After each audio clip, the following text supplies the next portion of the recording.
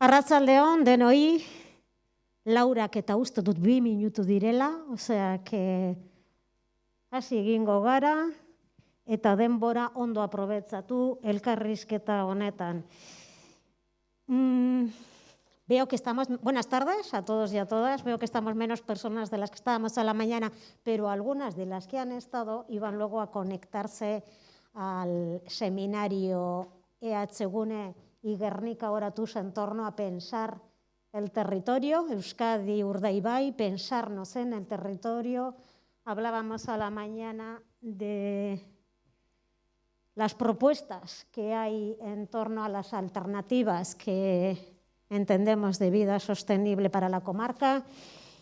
Y le he adelantado un poquito ahora a Luisa cuál es la idea que recoge muy brevemente el proyecto de Territorios en Conflicto y por qué hemos estado, por qué llevamos 4 o más años trabajando en él y lo que estamos aprendiendo y lo que queremos mostrar también en este espacio de reflexión. Pensar el territorio en un territorio tan emblemático como Urdaibai, reserva de la biosfera, y con una capital de comarca, una de las 2 principales, Guernica también simbólica donde las haya, y Bermeo también con un potencial simbólico también importante, que recuerdo que de pequeña solía oír que era uno de los puertos pesqueros más importantes, por no decir el segundo, ya no me acuerdo muy bien, estas cosas de la memoria de todo el Cantábrico, ¿no?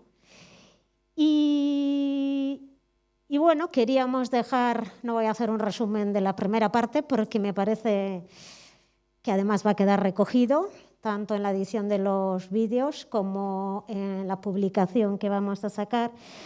Quiero centrarme en la mesa de esta tarde, que es Kultura elkarbizitza eta aniztasuna 21. mendean. Euskadin eta Urdaibaien. Cultura, convivencia y diversidad en la Euskadi del siglo XXI. Hablar de cultura, convivencia y diversidad merece un ejercicio de memoria. Y en este ejercicio nos van a acompañar las 3 personas que están aquí ya sentadas en la mesa. Luisa Echenique, Imanol Zubero y Eneko Calle.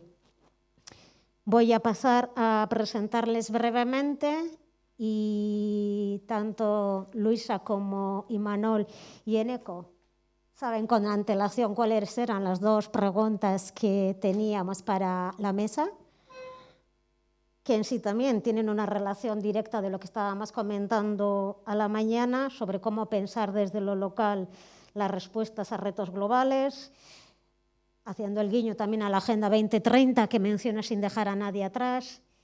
Y luego 2 preguntas repartidas que están relacionadas también sobre la reflexión sobre el pasado y su contribución a las responsabilidades y los aprendizajes que podemos extraer de esa memoria, de esa realidad, de ese pasado para una convivencia en Euskadi. Son planteamientos que se dan en presente, que les acompaña el pasado que tenemos, el individual y el colectivo que compartimos, y miran al futuro, como miran todas las propuestas que, por lo menos, tienen en el horizonte de futuro, todas las propuestas que estamos planteando aquí en torno a convivencia, sostenibilidad y justicia.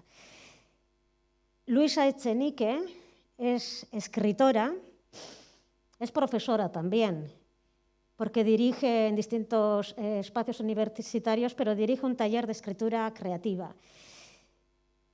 Ha publicado una extensa colección de novelas, la última, Aves del Paraíso, en el 2019, que fue el año en que le invitamos a este seminario, pero por la pandemia Bertan Vera, como se quedó cancelado, y bueno, por fin podemos encontrarnos.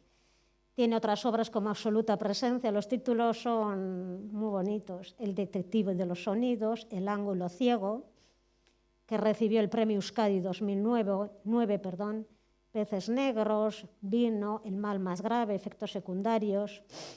Es autora también de guiones de obras teatrales, La herencia, que recibió el premio Buero Vallejo en 2016. Como no mencionar Guernica es ahora, en el 2016, o 2017, creo, ¿no? Sí, 17, sí. Y bueno, tiene pues una extensa obra en todos estos temas. Y mencionaría que en el 2007 recibió del gobierno francés la distinción de Caballero de la Orden de las Artes y las Letras. Y recientemente, bueno, tampoco tan recientemente, es que nos hemos pasado un año ahí, 2013, el Ayuntamiento de Donostia San Sebastián le concedió la Medalla al Mérito Ciudadano. Luisa, luego ya paso a voy a presentar ya a todas las personas y luego así encadenáis las intervenciones. Luego va a intervenir Imanol Subero.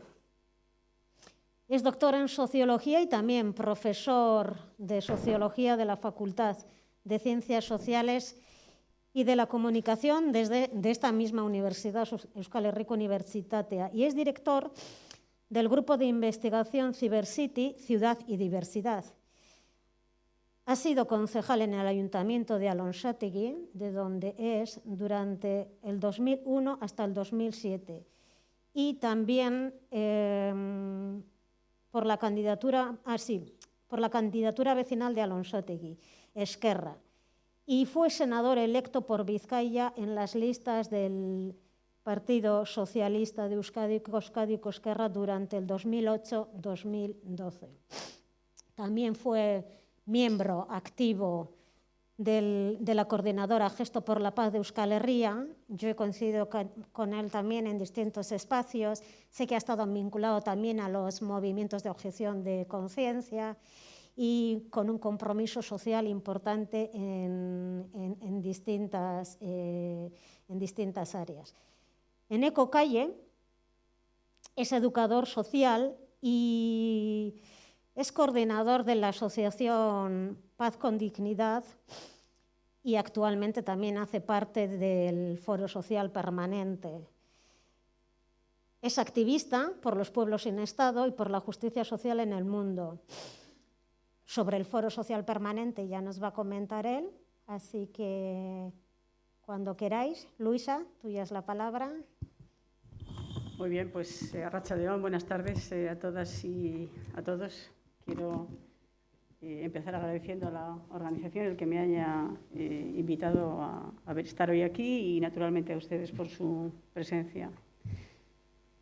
Para abordar el tema, los temas que nos traen hoy aquí, cultura, convivencia y la diversidad en la Euskadi del siglo XXI, a mí me parece esencial, en primer lugar, precisar algunos rasgos del presente, entendido de un modo general o no limitado estrictamente a Euskadi, porque vivimos en un mundo global que es cada vez más interdependiente e interinfluyente, también porque es desde el presente desde donde hablamos y porque el presente determina también en gran medida nuestra lectura del pasado, esencialmente del pasado reciente.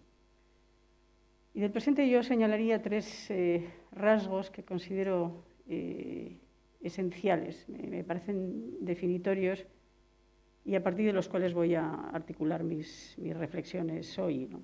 El primer rasgo es desertificación, la constatación de una pérdida creciente de referencias culturales, de herramientas de conocimiento y también convivenciales que hacen cada vez más difíciles y más insólitos los debates verdaderamente plurales, fértiles, atentos al otro, respetuosos del discrepante, debates que buscan adentrarse en la complejidad y en el matiz, y son palabras que hoy resultan en muchos ámbitos casi anacronismos, en la complejidad y en el matiz de los asuntos. Relacionado con esto, el segundo rasgo es para mí la radicalización violenta que adopta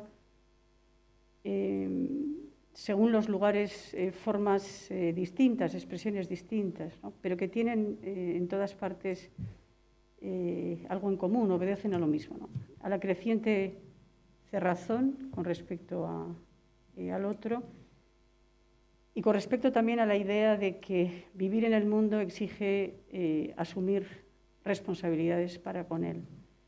Yo siento que vivimos rodeados cada vez de más personas que solo creen tener o que solo reivindican derechos, que no hablan jamás de sus deberes para con los demás y para con el mundo que les rodea o que nos rodea.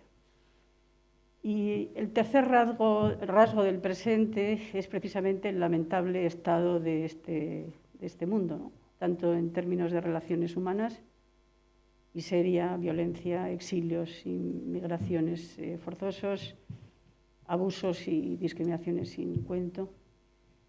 Y también, evidentemente, desde el punto de vista de la viabilidad medioambiental, ¿no? Se multiplican los desastres causados por la degradación de la naturaleza y el desarreglo climático. Y el COVID, para mí, en este sentido, no es más que una metáfora, es solamente el reflejo de lo que yo ya estaba aquí, y que la pandemia no ha hecho más que poner de forma ineludible sobre la mesa. En conjunto, el panorama alienta la impresión de que estamos inmersos ya en un final de civilización. Ya nos recordó Paul Valéry que las civilizaciones son mortales, y también en un final de ciclo planetario. Se oye cada vez más en la prensa, en las redes, la búsqueda o las referencias a búsquedas de planetas de recambio, ¿no? De civilizaciones de recambio, de reemplazo, se habla en cambio mucho menos, por no decir que no se habla nada, ¿no? ¿Qué se puede hacer entonces? Pues yo creo que resistir en el sentido más activo y más contracorrientista del término, multiplicar los actos y las actitudes de resistencia, y encuentros como este me parece que son precisamente eso, ¿no? Anhelos y voluntades de resistencia, invitaciones a resistir, y a partir de ahí voy a articular mi presentación fusionando, como hacen las fábulas, ¿no? Fundiendo el mundo animal y el mundo humano, y por eso la he titulado de humanos y de ranas. Hay muchas especies de ranas, pero he elegido tres que me van a servir para ilustrar esos rasgos dramáticos del presente que mencionaba hace un momento, y sobre todo las que entiendo que son las vías para contrarrestarlos, o lo que es lo mismo, para no dimitir de nuestras responsabilidades para con el presente y el futuro. Las primeras ranas de las que quiero hablar hoy son las ranas de las marismas del río Dungannon, en Australia. Esas ranas, nos dice Elizabeth Costello en la novela homónima del escritor sudafricano J.M. Coetzee, esas ranas, cuando bajan las aguas del río, se regocijan en el barro que se forma. Luego, en la estación seca, escarban la tierra, se meten ahí lo más lejos posible del sol, y allí de algún modo mueren. Su corazón se ralentiza, su respiración se detiene y adoptan el color del barro. Pero otra vez se pone a llover y entonces las ranas despiertan, excavan la tierra en sentido contrario y vuelven a salir a la superficie.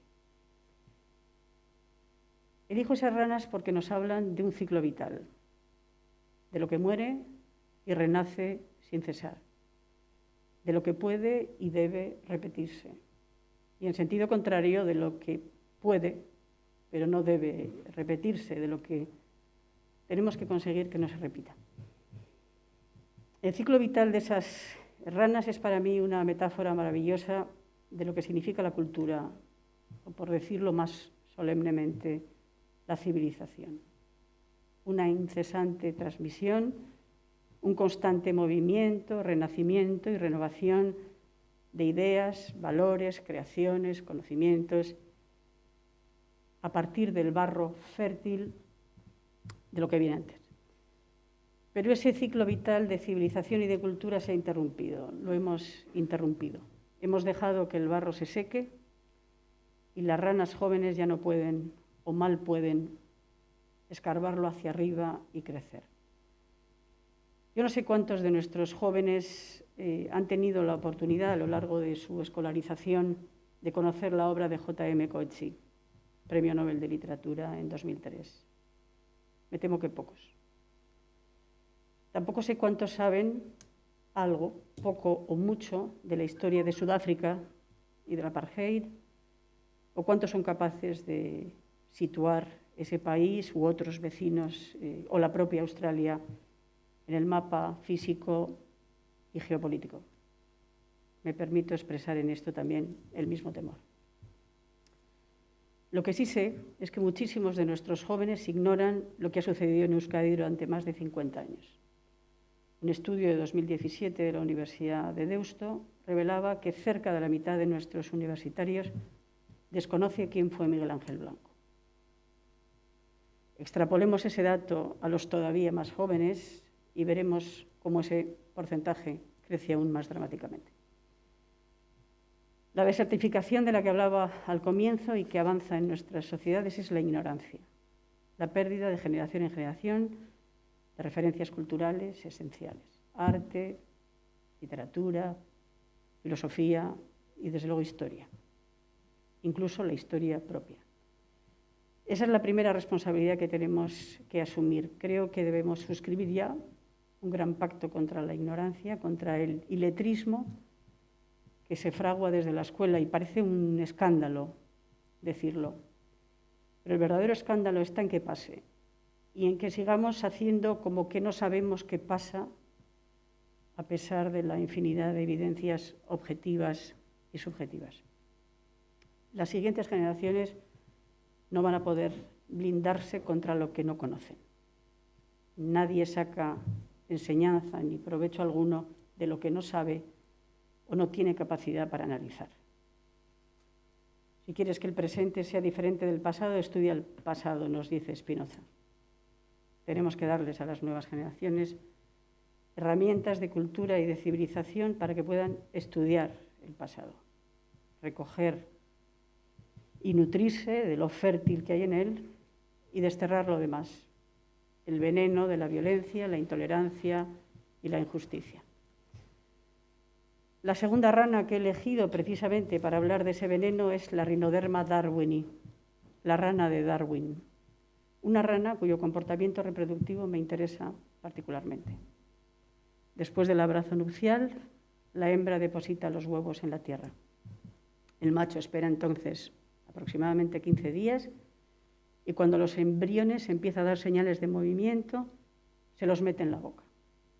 Y ahí los mantiene de 6 a 8 semanas hasta que las pequeñas crías han completado su desarrollo y salen de la boca de su padre por una abertura que tiene debajo de la lengua.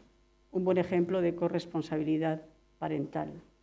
Esas ranas lo hacen definitivamente mucho mejor que nosotros. He expresado ya muchas veces mi convicción de que la condición de las mujeres en una sociedad es el principal baremo para medir la calidad democrática de la misma.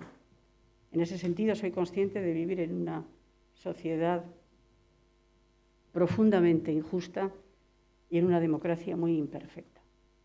Sabemos que las responsabilidades familiares y de cuidado recaen abrumadoramente sobre las mujeres, que ellas sufren una discriminación salarial y una precariedad laboral endémicas y muchas formas de violencia que no solo no desaparecen, sino que se reproducen igual o peor con nuevas energías y bríos en los más jóvenes. Sabemos que a nuestro alrededor, en nuestras ciudades y pueblos, aquí y ahora, existen locales donde hay mujeres encerradas, obligadas a prostituirse. Y no me extiendo porque lo sabemos ya casi todo. Convivimos con esa forma de trata humana, de esclavitud, sin prestarle ni la atención ni la rebeldía necesarias para abolirla. No cesan los casos de violencia de género, los abusos y agresiones sexuales, las expresiones, en fin, de un machismo ufano y en perfecto estado de salud. Pero Pero la injusticia contra las mujeres es la madre de todas las injusticias y la violencia contra las mujeres es la madre de todas las violencias. La primera violencia y la primera forma de injusticia que conocen muchos niños en el seno de sus propias familias y, desde luego, las que están más integradas en los gestos cotidianos, en la normalidad de la vida social. Y entonces, para mí, en este ámbito, no tiene demasiado sentido plantearme cómo puede la reflexión sobre el pasado contribuir a la asunción de responsabilidades, una de las preguntas a las que se me invita a responder hoy, porque la violencia y las injusticias contra las mujeres no están en el pasado, sino en el continuo de nuestras sociedades, en una especie de eterno tiempo real, de infernal presente. Hay que romper de una vez. No creo que podamos hacer en esto tampoco como que no sabemos lo que sabemos que sucede. Y el hecho de no asumir individual y colectivamente, decidida y definitivamente, esa responsabilidad fundamental de justicia e igualdad para con las mujeres, supone instalarse a sabiendas en una especie de subdemocracia. Y partiendo de ahí, el resto de los debates me parecen no solo secundarios o insuficientes, sino de alguna manera aliados, por no decir cómplices, de una distracción y un desvío de mirada colosales que comprometen nuestra sostenibilidad como sociedad, o mejor, como comunidad humana. Pero he mencionado con ciencia la sostenibilidad, que en su acepción más extendida hoy nos lleva a interrogarnos sobre nuestras responsabilidades con el entorno natural, es decir, con lo vivo, humano y no humano. Y por ello elijo, para terminar, a la ranita meridional, Illa meridionalis, una especie amenazada en una zona de la periferia de San Sebastián y que conocemos por ello como ranita de higara. Es una rana verde muy pequeña, de 4 o 5 centímetros, pero muy importante para los donostiarras, tanto que constituye el logotipo de nuestra compañía urbana de transportes y está dibujada en todos los autobuses de nuestra ciudad. Y esa ranita es muy importante también para abordar algunos aspectos clave de lo sucedido en Euskadi durante los interminables años del terrorismo etarra y, por lo tanto, de la reflexión hoy sobre la asunción de responsabilidades políticas y éticas y nuestra convivencia social. Porque la ranita de higara ha tenido a lo largo del tiempo muchos defensores, naturalmente, pero entre los más audibles estaba la izquierda abertzale. Quería hacer de la causa medioambiental uno de los rasgos definitorios de su agenda política. Y así hemos visto cómo desde sus filas se defendía enérgicamente la supervivencia de la ranita de higara en el contexto, por ejemplo, del debate sobre la incineradora de Zubieta. Pero también hemos visto a lo largo de los años, desde esas mismas filas, cómo no se ha defendido la supervivencia, por ejemplo, de periodistas, jueces, empresarios, representantes políticos de la ciudadanía vasca u otros conciudadanos. La vida de la ranita de higara, al parecer, tenía más valor que la vida de seres humanos. Es decir, que en ese ámbito también la izquierda abertzale enarbolaba causas como la medioambiental, que estaba lejos de representar. La defensa de lo vivo pasa sin posibilidad de desvío por la vida humana, por la defender la vida humana siempre. Por decirlo también de otro modo, esa formación política colonizaba algunas cuestiones sociales sin tener, a mi juicio, legitimidad para ello.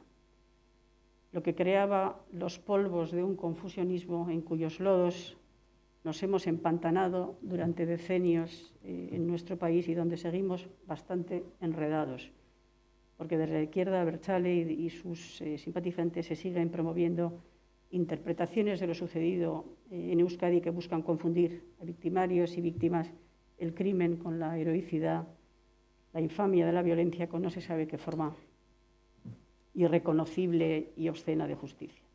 Se repiten los homenajes de bienvenida, los ongi etorris a presos etarras de nuestros pueblos, y hace tan solo unos meses Maialen Iriarte, portavoz de Bildu en el Parlamento Vasco, declaraba que, cito, el daño causado por ETA está reconocido, justo o injusto, aquí cada uno tendrá su relato.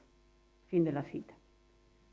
Que ese daño no puede ser justo, que no hay justicia alguna en la violencia, la amenaza, la extorsión, la persecución, El asesinato me parece no solo innegable, sino un principio irrenunciable de ética política y humana, y por ello el único solar posible para edificar una convivencia social justa y digna de ese nombre.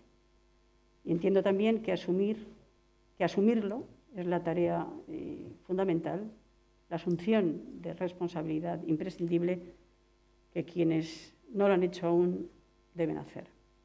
Sin el cumplimiento de esa tarea, sin la asunción de esa responsabilidad, que debe ser tan firme y audible como la defensa de la ranita de Higara, no creo que podamos garantizar ni la calidad ni la sostenibilidad de nuestra vida democrática. Y voy a concluir recordando que las ranas tienen una gran presencia desde siempre en la mitología y en la literatura, desde la antigüedad, que de muchas maneras se las ha asociado con lo creativo y lo fértil. Han protagonizado por ello muchas fábulas, que es un género literario que contiene en gran medida una mirada crítica o en grado máximo una mirada crítica y comprometida con la realidad en la que surge. Las fábulas siempre tienen un mensaje final. El de esta, que han representado hoy las ranas del río Dúlganon, la rana de Darwin y la ranita de Higara, es que si queremos un futuro vivible no podemos seguir descuidando o petacheando o disfrazando o enredando con más o menos descaro las nociones de cultura, de igualdad, de decencia y coherencia ético-políticas.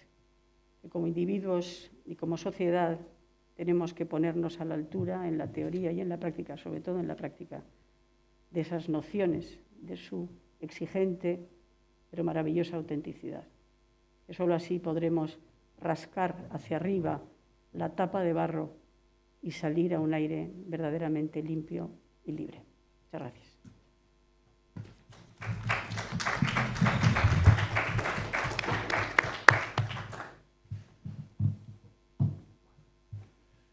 Arratsaldeon guztioi, buenas tardes a todas y a todos. Agradezco también la invitación y entro en materia porque he puesto ya a correr el cronómetro. Bueno, la pregunta de fondo que se nos planteaba, como se ha dicho en la presentación, era cómo pensar desde lo local respuestas a retos globales sin dejar a nadie atrás. Y en concreto lo que se me proponía a mí era reflexionar sobre qué aprendizajes podemos extraer para la convivencia en Euskadi. Me ponía a pensar en esta cuestión y, claro, decía, ¿qué aprendizajes podemos extraer? ¿De dónde? Se supone que de nuestra propia historia, y como bien ha planteado Luisa, pues efectivamente en ese sentido he reflexionado. Y pensaba que, sobre todo pensando mucho en esa fórmula de sin dejar a nadie atrás o no dejar a nadie atrás, y sin problematizarla en lo que tiene de fórmula tantas veces manoseada desde el discurso público, económico, etcétera, al final sin contenido, dándola por buena, yo pensaba que si no estuviéramos hablando de diversidad o de cultura, por tanto, si no estuviéramos hablando de la esfera del reconocimiento, sino de redistribución, de inclusión material, pues yo no tendría ninguna duda en señalar dos momentos históricos en la historia reciente de Euskadi, donde efectivamente creo que la sociedad vasca demostró su compromiso y su capacidad de integración socioeconómica de quienes la habitaban, ¿no? Son dos momentos muy distintos por el contexto en el que se desarrollan, pero que al final acaban en esta voluntad de inclusión universal sin dejar a nadie atrás. El primero fue el de las décadas 50-70, con las migraciones internas del conjunto de España a Euskadi. Pensemos que prácticamente la mitad del crecimiento de la población de Vizcaya durante esos años es fruto de la inmigración interna, el 40% del crecimiento de la población de Álava y de Guipúzcoa y el 60% del crecimiento de la población de Álava.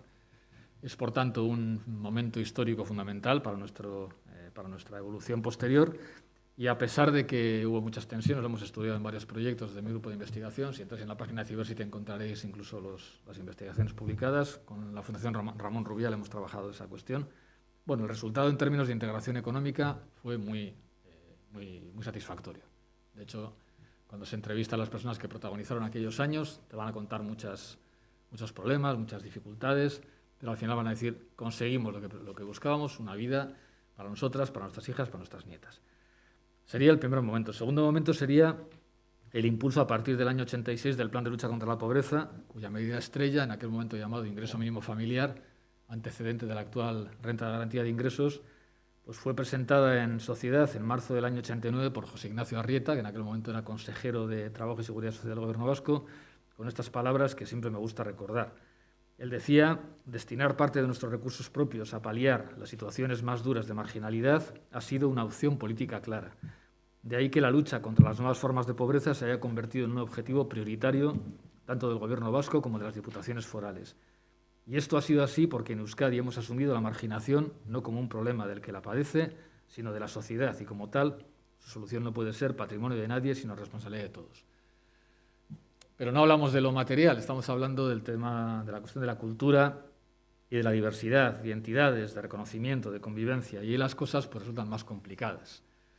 Yo creo que en este sentido Euskadi tiene complicaciones para mirar su pasado en términos de inclusión, de reconocimiento, no menos que otras sociedades. Lo digo también con bastante claridad. En ese sentido somos bastante parecidas a otras sociedades, aunque hemos tenido efectivamente algunas situaciones más propias. Pero bueno, pues hay muchas sociedades que han vivido terrorismo, que han vivido grandes conflictos de identidades, y que lo han gestionado pues básicamente mal, ¿no? Por tanto, si miro hacia atrás en lo identitario, en lo cultural, pues me encuentro con algunas dificultades. Reflexionaré brevemente sobre esto. Partiré de una afirmación, y es que hubo un tiempo durante el cual, mucho tiempo, lo vasco era lo diverso, justamente, lo que había que integrar o no. A veces no nos damos cuenta, a veces pensamos siempre que lo vasco ha sido el contenedor donde ha habido que integrar otras diversidades. Ha habido muchos años de nuestra historia como sociedad en la que justamente lo vasco era la diversidad que otros contenedores más fuertes tenían que integrar o no.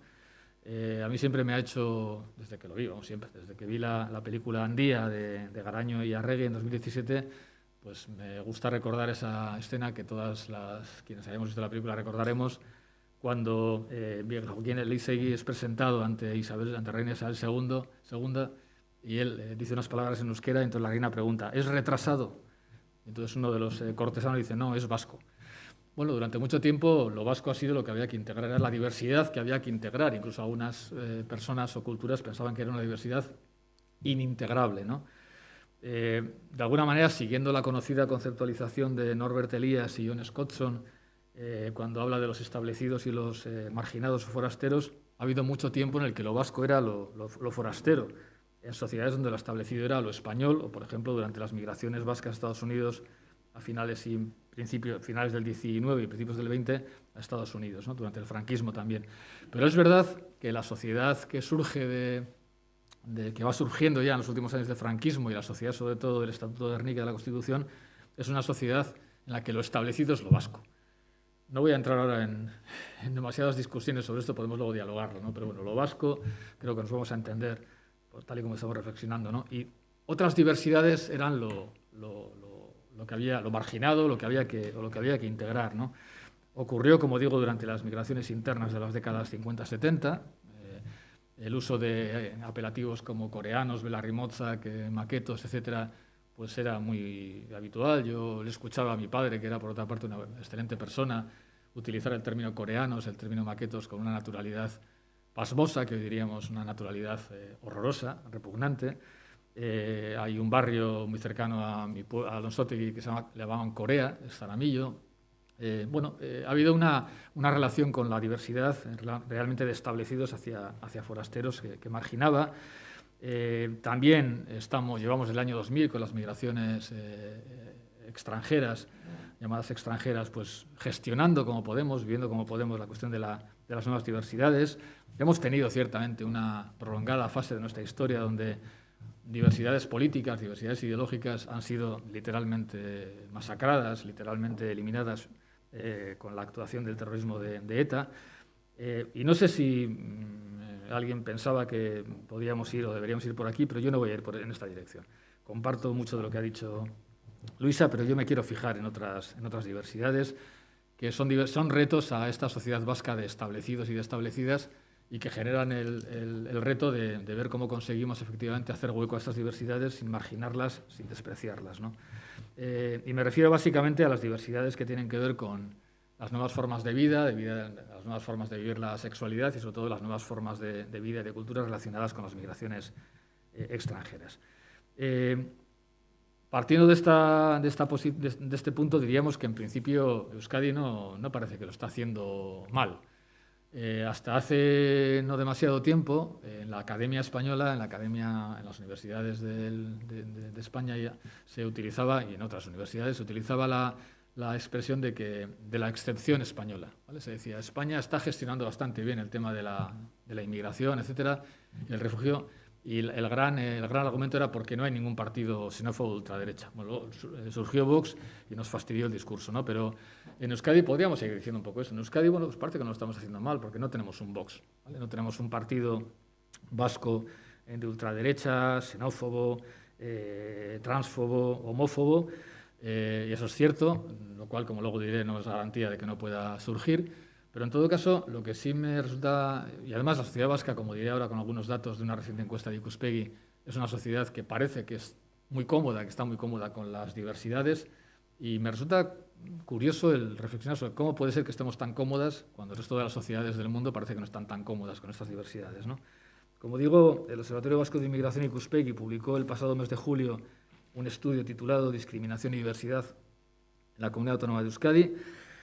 En ese estudio se presenta por primera vez y, por tanto, no tenemos posibilidad de compararlo con otros estudios previos. Habrá que ver dentro de un par de años cuando se haga otro estudio que ha pasado con esto, pero no, se presenta un llamado índice vasco de apertura hacia la diversidad.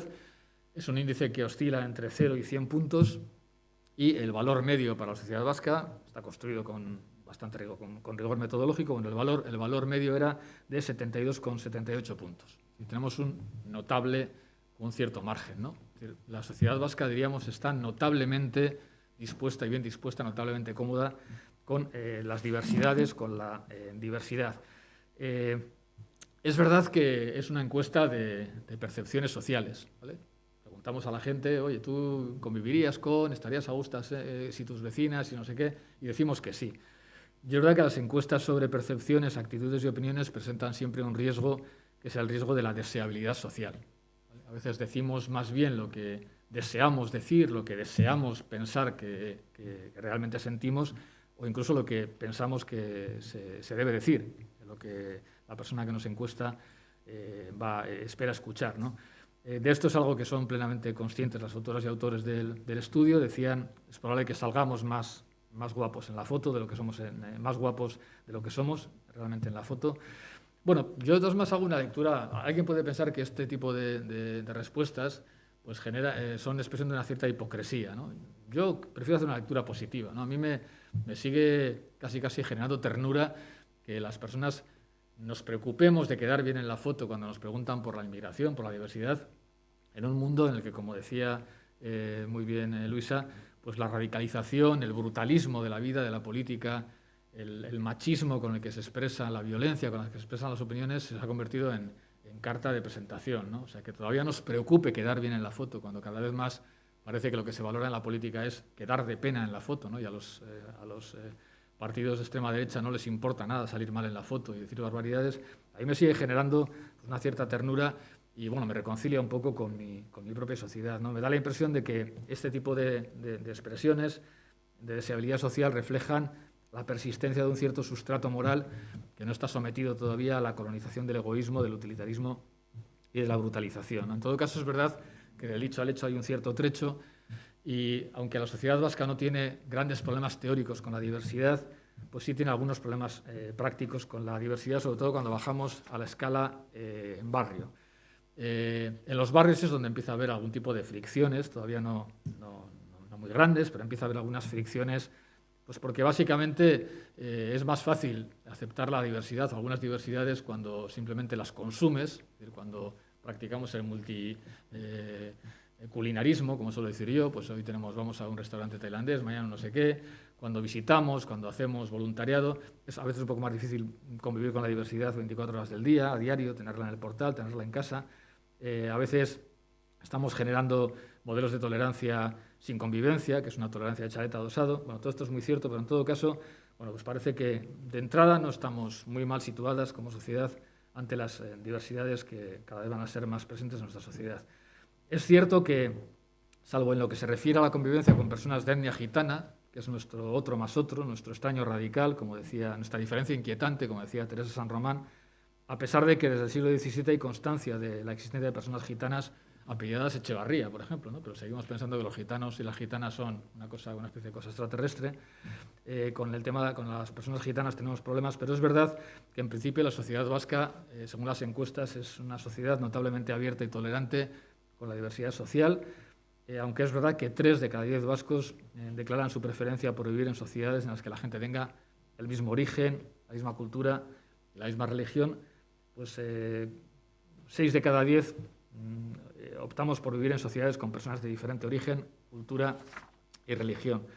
Y aquí es donde me surge la duda de por qué somos tan favorables a la diversidad, ¿no? Puede ser que efectivamente lo sea, porque todavía Euskadi no es una sociedad demasiado diversa. Cada vez en más lugares de Europa, sobre todo, se está desarrollando el concepto de superdiversidad. Hay sociedades, como la británica sobre todo, que ya empiezan a conceptualizarse como superdiversas. La superdiversidad empieza a generar problemas de cohesión social, empieza a generar problemas de definición de otredad. Hoy por hoy la sociedad vasca es una sociedad diversa, no es superdiversa. Puede que nuestra tolerancia sea una tolerancia limitada a la realidad poco diversa de nuestra sociedad. Eso no garantiza que cuando la diversidad aumente, porque es algo en lo que estamos seguras que va a aumentar, estemos preparadas.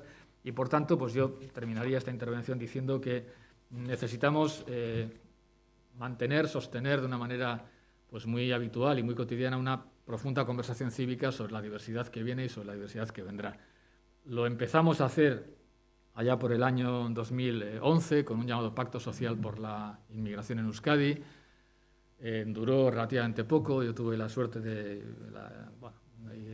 y el gozo de poder participar ahí junto con Daniel Inariti, impulsándolo.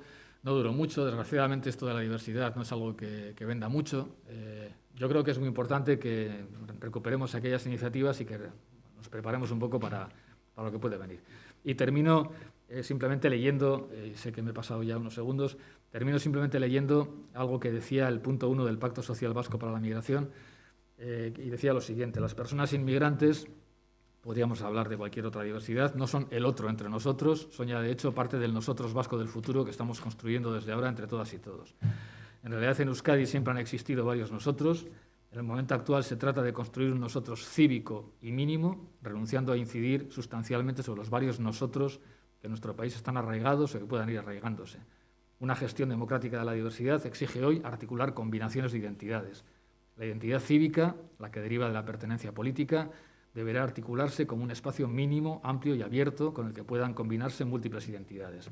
Lo relevante es que todas las personas cuya residencia fáctica se encuentra en Euskadi constituyen parte del nosotros actual, sin que puedan alegarse razones temporales o históricas para imponer parámetros identitarios de convivencia. La convivencia generará con carácter permanente una tensión entre nosotros y los ellos, sobre los que en cada momento articulemos nuestras relaciones sociales. Pero en la construcción del nosotros oficial, mínimo y flexible, todas y todos tienen derecho a la participación efectiva. Pues creo que recuperar este tipo de planteamientos va a ser muy interesante para las diversidades que vienen. Eskerrik asko, muchas gracias.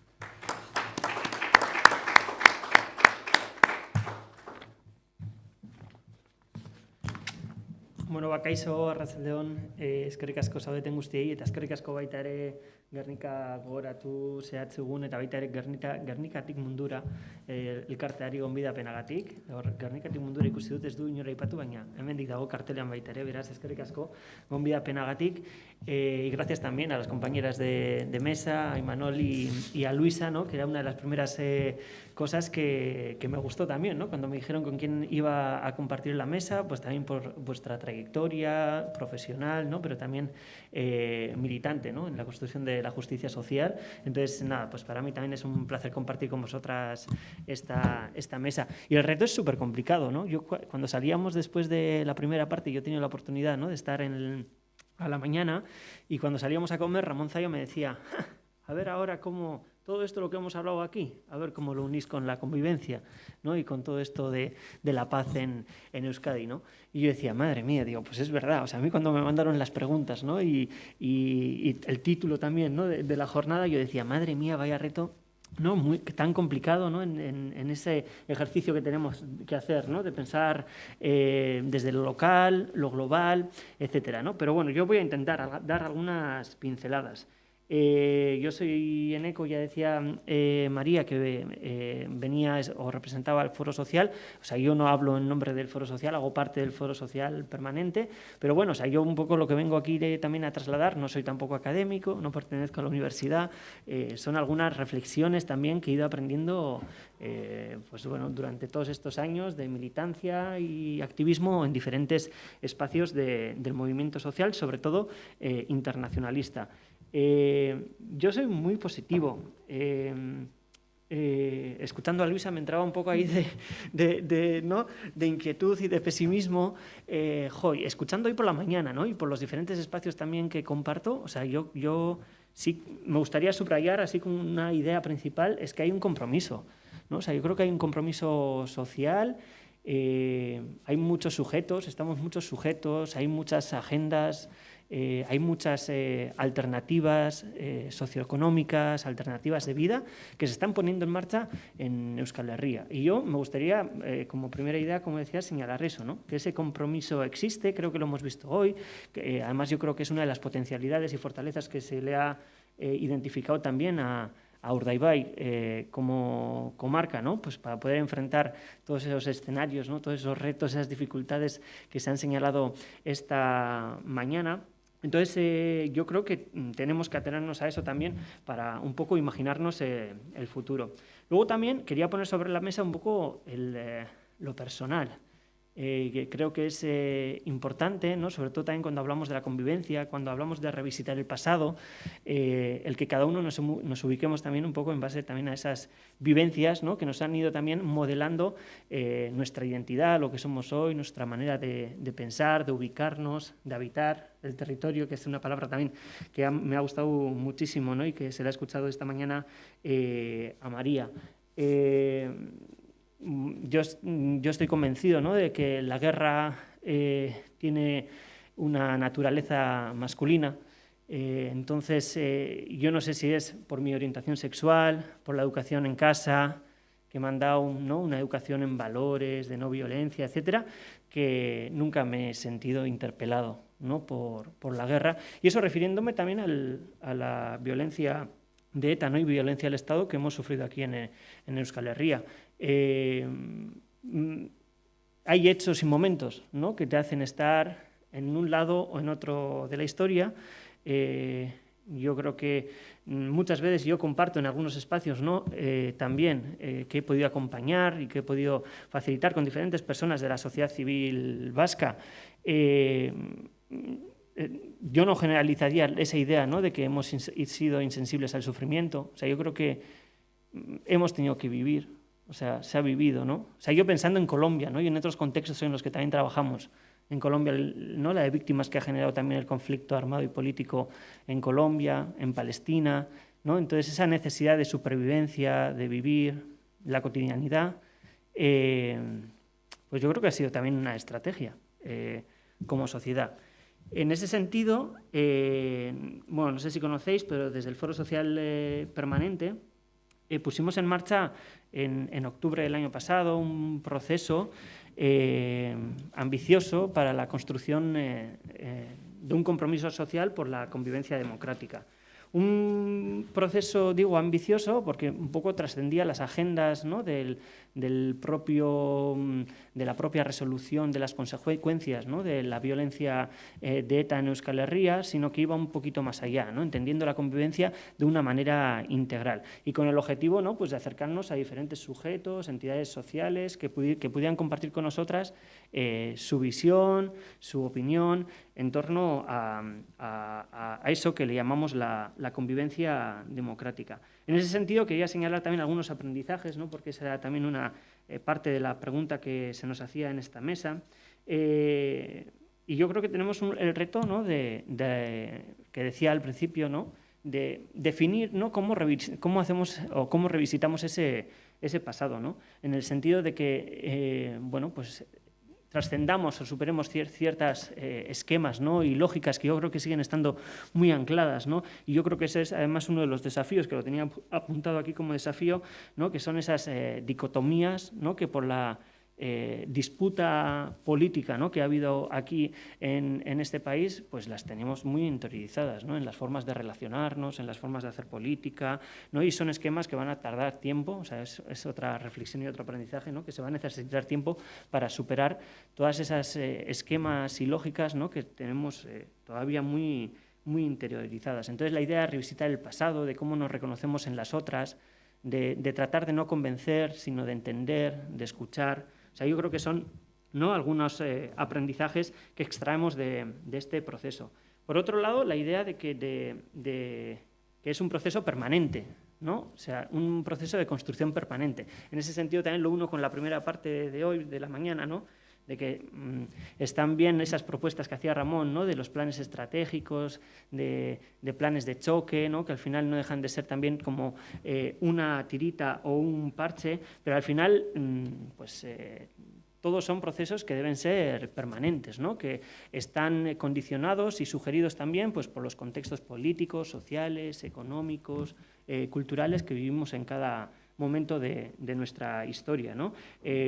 Por señalar algunos, Luisa yo creo que ha mencionado uno, ¿no?, que es el de los ongietorris, a presos de ETA, pero también podemos hablar del auge de la ultraderecha, podemos hablar también, ¿no?, de los aumentos de ataques homófobos, ¿no?, y también salían esta mañana además a colación de la escuela pública. Entonces, la convivencia es un proceso, la construcción de la convivencia es un proceso permanente. Luego también poner en valor los microacuerdos, ¿no?, como herramienta para seguir avanzando. En el sentido, esta mañana se hablaba, ¿no?, como propuesta también, el Consejo de Diálogo Social, ¿no?, se proponía también para Urdaibai.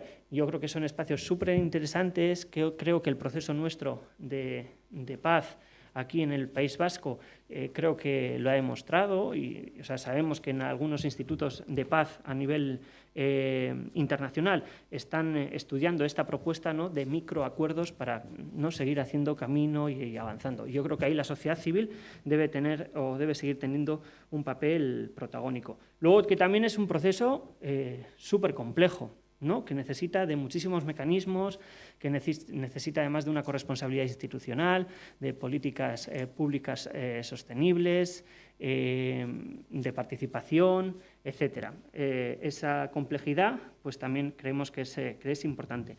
Y luego, una de los grandes aprendizajes es que la convivencia no solo es ausencia de violencia, ¿no?, además de que también, pero que no solo es eso, ¿no? O sea, entonces yo creo que eso también es algo que nos tendría que ayudar a reflexionar. Y luego la necesidad de profundizar en democracia, en avanzar hacia una democracia que sea más participativa, etcétera. He mencionado las instituciones. O sea, yo creo que es súper importante, ¿no?, que las instituciones acompañen todos estos procesos de cohesión social, de convivencia, ¿no?, todo esto de la corresponsabilidad que se ponga en práctica, todo el tema de la defensa de lo público, las políticas públicas. Y hay una palabra que hoy no ha aparecido en la primera parte de la mañana que me parece interesante, que es el de la coherencia, ¿no? Es decir, está bien tener políticas públicas, ¿no?, pero que sean coherentes, ¿no? Yo creo que tienen que ser coherentes también con el desarrollo humano sostenible, ¿no?, que es un poco el concepto, ¿no?, el paradigma sobre el que ha girado hoy la jornada. Yo me acordaba de Urkullu, ¿no?, cuando declaraba la emergencia climática en Euskadi, con una serie de medidas, ¿no?, pero a mí me genera pues mucha desconfianza, ¿no?, en el que aquí se implementen una serie de medidas para luchar contra el cambio climático, mientras siguen habiendo empresas vascas que están contaminando en otros lugares, ¿no? Ahí, en ese, te señalo a ti, Miren, ¿no?, porque ese gráfico, ¿no?, que has enseñado del índice de desarrollo humano sostenible con la huella per cápita, me parecía súper visible, ¿no?, la idea esa de sin vulnerar derechos, ¿no?, medioambientales, sociales, etcétera, ¿no? en terceros países, creo que hablabas, ¿no? O sea, yo creo que ese es un reto muy importante en el que las instituciones deben asumir un rol protagónico, ¿no? Que sus políticas públicas sean coherentes. Y luego, así como última idea, después para señalar algunos desafíos, está el de las redes y las alianzas. O sea, yo creo que es súper importante espacios como este, la jornada en la que participamos también, y no me acuerdo ya cuándo fue, en junio creo, no me acuerdo, que también organizó Gernika Goratuz aquí en el Bizkaia Aretoa, la idea de generar redes, alianzas de solidaridad, ¿no? Que permitan construir agendas compartidas, esa convergencia de agendas que yo creo que salía también en algún encuentro que hemos articulado desde el foro social, para, por un lado, imaginarnos nuevas agendas, ¿no? Y yo creo que ahí tenemos que aprender de otras experiencias internacionales también, ¿no? Yo creo que ahí, si hacemos un ejercicio, ¿no? de trascender de la agenda, ¿no? Que puede ser más de la paz política a una paz social, pues quizá podríamos encontrar puntos de encuentro. Yo creo que eso es una experiencia más muy de Colombia, ¿no? En el que quizá la agenda de paz política pues no generaba mucha acuerdo social o mucha participación social. Conocemos, ¿no? El referéndum que se celebró respecto a los acuerdos de La Habana, ¿no? En el que ganó el no, pero se han encontrado muchos movimientos sociales ahora en el último paro nacional, por ejemplo, en Colombia, que sabemos cuál ha sido la respuesta de Iván Duque, ¿no? Entonces, esa paz social creo que puede generar nuevas alianzas. Y luego también la idea de complejizar análisis, ¿no? A mí me falta un poco esa idea, ¿no? de decir, los problemas que nos ocupan hoy son más complejos ¿no? de abordar que en una tertulia de radio, ¿no? A mí es algo que me viene preocupando todo este verano, a cuenta también de los botellones de los jóvenes, ¿no? Bueno, que han ocupado casi todos los días, ¿no? Ese era el tema de tertulia en la radio, ¿no? En el sentido de decir, o sea, complejizamos esos debates, ¿no? O sea, al final no puede ser que en un medio de comunicación, y ahí estoy poniendo también el foco en los medios, ¿no? Que creo que también tienen un lugar importante en esto de generar conciencia crítica, ¿no? Entonces, en una tertulia, ¿no? Igualmente se hablaba de los botellones de los jóvenes, pero después salía una entrevista al alcalde de Bilbao en el que hablaba de ampliar los horarios de las terrazas, ¿no? Del sector de la hostelería. Entonces, yo una reflexión que hacía es, bueno, mientras siga habiendo de manera pública una apología al alcohol, ¿no? Porque al final es una apología al alcohol y al consumo y a una forma de socializarnos a través del alcohol, pues los jóvenes hacen lo mismo que hacemos los adultos, ¿no? Y en otro espacio. Entonces, mientras no se complejicen ese tipo de análisis, pues me parecen complicado. Y luego también en esas alianzas, la de ida y vuelta, ¿no? De decir, muchas veces pensamos que el proceso vasco puede ser interesante, el proceso de paz vasco puede ser interesante pues para otros procesos y hay aprendizajes que extraer, pero yo digo también, pero también de vuelta, ¿no? Porque aquí estamos viviendo también realidades, y yo esto lo uno también con la parte de la mañana y de Urdaibai, ¿no? Y ese ejercicio que nos invitabais, también hemos vivido realidades en estos últimos 10 años, desde que ETA anunció el final de su actividad armada, que no habíamos vivido antes, ¿no? Como puede ser la turistificación, la gentrificación, ¿no? Unas realidades que nos están afectando ahora, ¿no? Por ese aumento también del turismo. Entonces, aprendamos también y generemos redes también de solidaridad con otros colectivos en Barcelona, en Madrid, ¿no? Que conocen y están organizadas en torno también a esas problemáticas sociales, ¿no? Entonces, esa solidaridad que sea también de ida y vuelta, ¿no? Y generando nuevos espacios de encuentro. Y luego ya así como desafíos, y ya voy rápido porque yo creo que me he pasado. Luego tengo el reto de escribir todo esto, porque encima no lo he escrito. Y vi que en el email se ponía que estuviera escrito para un libro. Así que son ideas que tengo aquí apuntadas. Por señalar algunos retos o algunos desafíos, o sea, yo creo que tenemos que conseguir, y el otro día lo compartíamos también en un espacio muy interesante, ¿no? En esta idea de la construcción del relato, ¿no? Que es lo que nos ocupa, sobre todo en estos momentos, la idea de explicar lo que pasó, y esto también sirve para las nuevas generaciones, sin justificar. O sea, yo creo que ese es un reto súper importante. Y el otro día una amiga comentaba, ¿no? Que en nuestra historia, en estos años atrás, hemos estado muy en la lógica de justificarnos porque estoy aquí, porque estoy allí, justificarnos porque no soy equidistante, justificarnos, ¿no? Esa idea de justificación constante. Entonces, que ahora nos cuesta mucho explicar. explicar sin justificarnos. Luego la idea de la deslegitimación de la violencia como herramienta para solucionar conflictos. O sea, yo identifico, y como persona joven también, que vivimos en una sociedad en la que la violencia es una herramienta para solucionar nuestros conflictos. O sea, la violencia es una forma de relacionarnos. Entonces, en ese sentido, la deslegitimación de la violencia creo que es un reto, pero luego también definir, o sea, ¿cómo?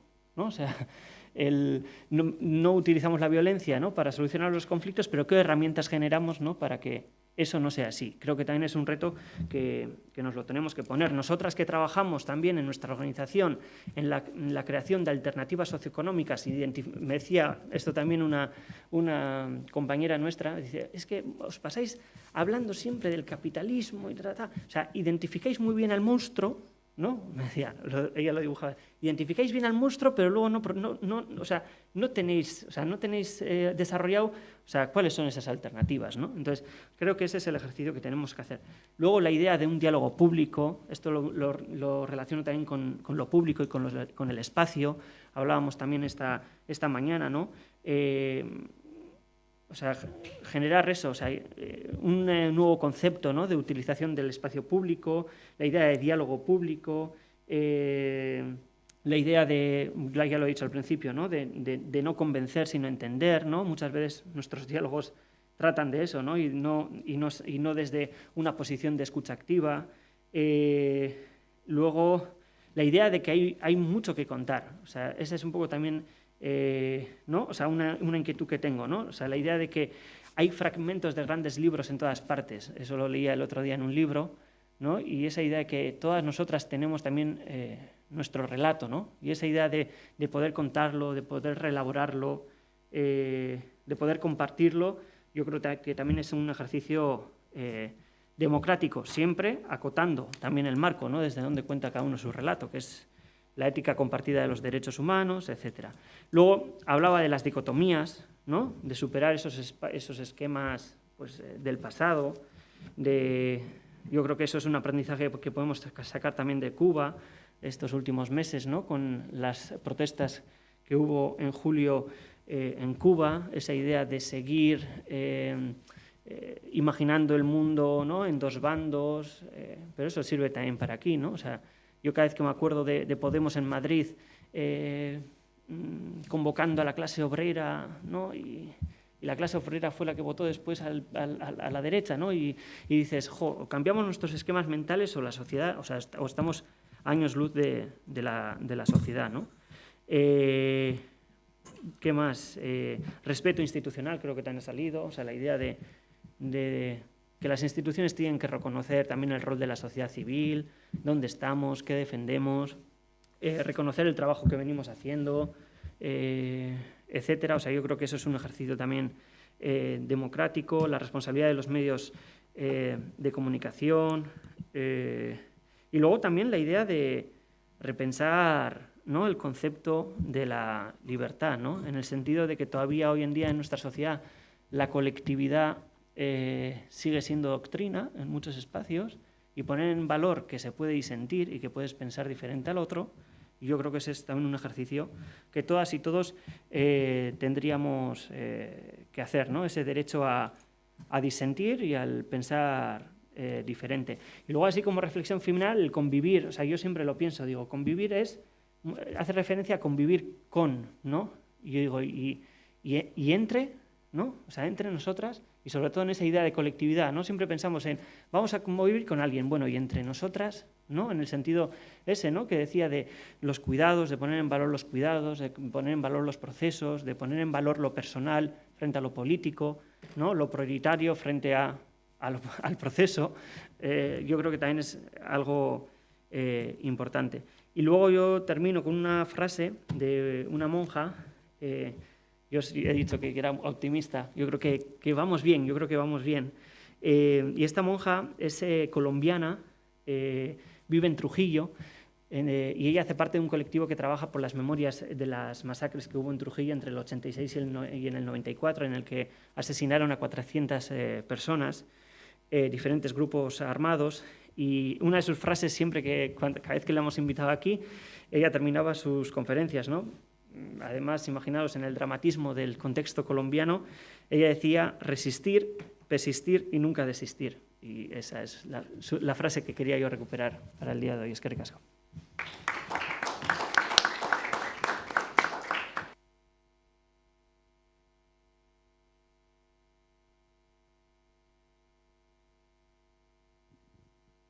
Eskerrik asko a los tres, Luisa, Imanol y Eneko. Tenemos un ratito para el diálogo. ¿Quién se anima?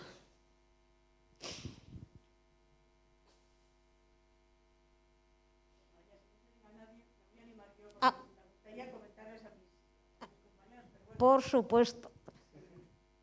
Si alguien se anima, porque he escuchado con mucho interés las intervenciones de mis compañeros y me gustaría, al hilo de lo que han dicho, compartir también algunas reflexiones, ¿no?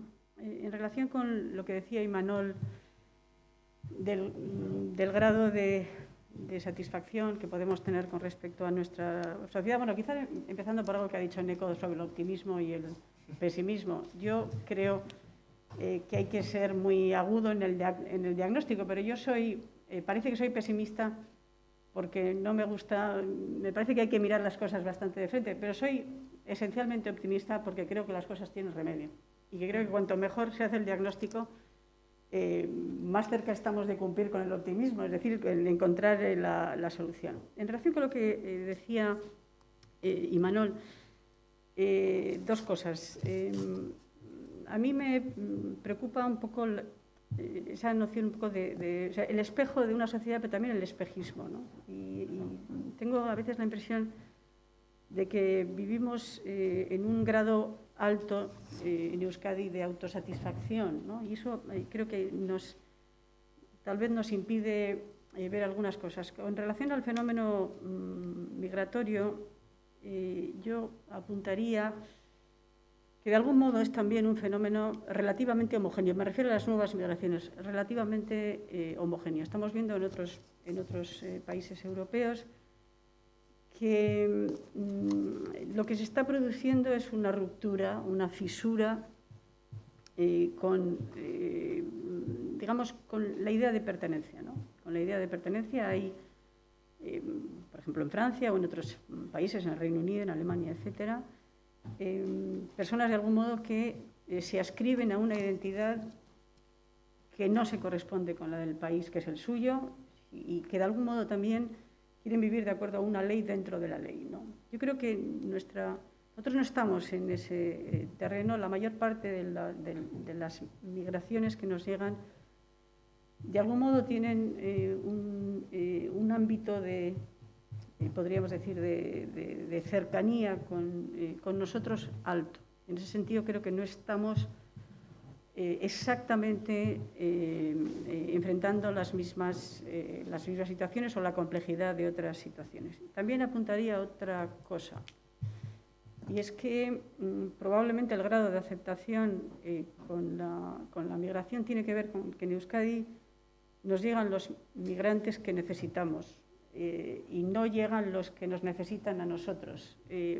Sí, pero hay, digamos, un equilibrio un poquito escorado hacia la idea de sabemos que, por ejemplo, una sociedad tan envejecida como la nuestra, las tareas de cuidados, etcétera, etcétera, están en manos de muchas mujeres, por ejemplo, migrantes a América Latina, sectores como la pesca, por ejemplo, con personas que vienen de países como Senegal, no digamos el trabajo en el campo, etcétera. Por lo tanto, no es lo mismo recibir una migración, insisto, que necesitamos que una migración que nos necesita a nosotros, y eso sería un aspecto que me gustaría señalar. Por no extenderme y por aludir a algunas cosas, alguna reflexión también en lo que ha dicho Eneko. Yo comparto contigo, Eneko, la focalización, podríamos decir, en lo individual, ¿no? O sea, yo creo que hablabas de microacuerdos, yo hablaría de autoacuerdos. Yo creo que también hay algo que necesitamos hacer con nosotros mismos. O sea, digamos, acuerdos de intimidad con respecto a nosotros mismos, en una escala tan pequeña que sea, insisto, una escala íntima. Y en esa escala saldría también del modelo dicotómico, pero no por las mismas razones.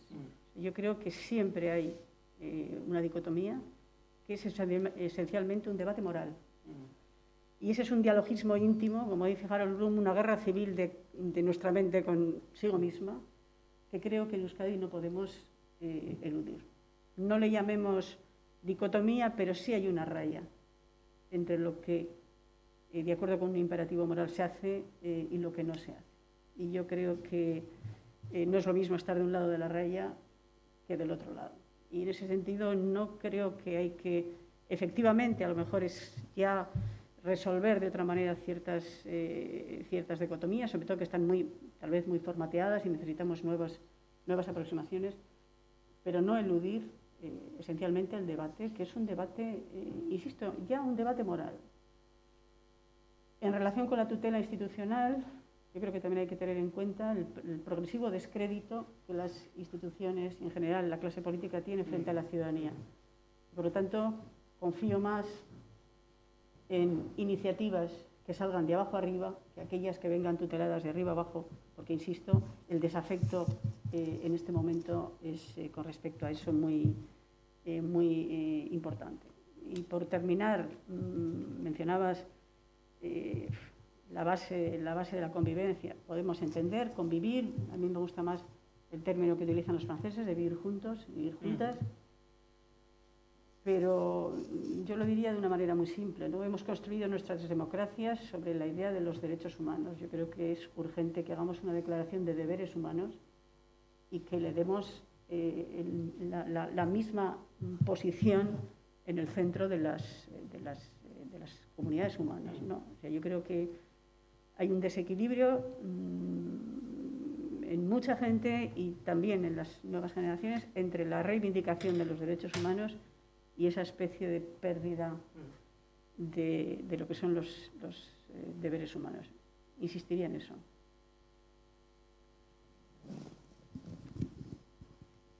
Y Manuel, Eneco, ¿queréis comentar algo entre vosotros antes de...? No.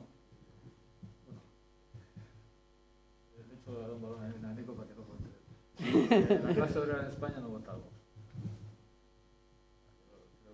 Solamente en Francia... Que la clase obrera o la clase trabajadora en España no vota a Vox ni al PP, sigue votando básicamente al PSOE y ya podemos ver que ha crecido el voto. Pero hay una especie como de mito que venimos arrastrando, incluso que habían votado a Trump y tampoco es verdad. Votó más a Hillary Clinton que a Trump, pero bueno, digo por orgullo de clase. O sea, es que nos van a quitar el orgullo de clase también, ya todo va mal. Y luego lo que decía Luisa, pues bueno, pues sí o no. ¿No? Habrá que ver, ¿no? O sea, es muy difícil realmente, con datos en la mano, ver si la migración que hay... Es verdad que Euskadi no es un lugar, primero por tamaño, por escala. Euskadi tiene luego por tejido productivo. No es un lugar en el que, evidentemente, podamos pensar en una acumulación de población inmigrante extranjera, como puede ocurrir en otros lugares, incluso en otros lugares de España o en otros lugares de Europa, ¿no? Y luego es verdad que, efectivamente... bueno, hay una inmigración, pues mucha de origen latinoamericano, muy feminizada, que efectivamente ocupa nichos de necesidades sociales, eso es absolutamente cierto, ¿no? Pero en el tema de la relación de las sociedades con la inmigración ocurren fenómenos muy curiosos, ¿no? Hay una relativa distancia entre la objetividad del fenómeno inmigratorio y la subjetividad con la que las sociedades lo abordan, ¿no? Por ejemplo, no salir de Euskadi, pero luego ir a otros lugares.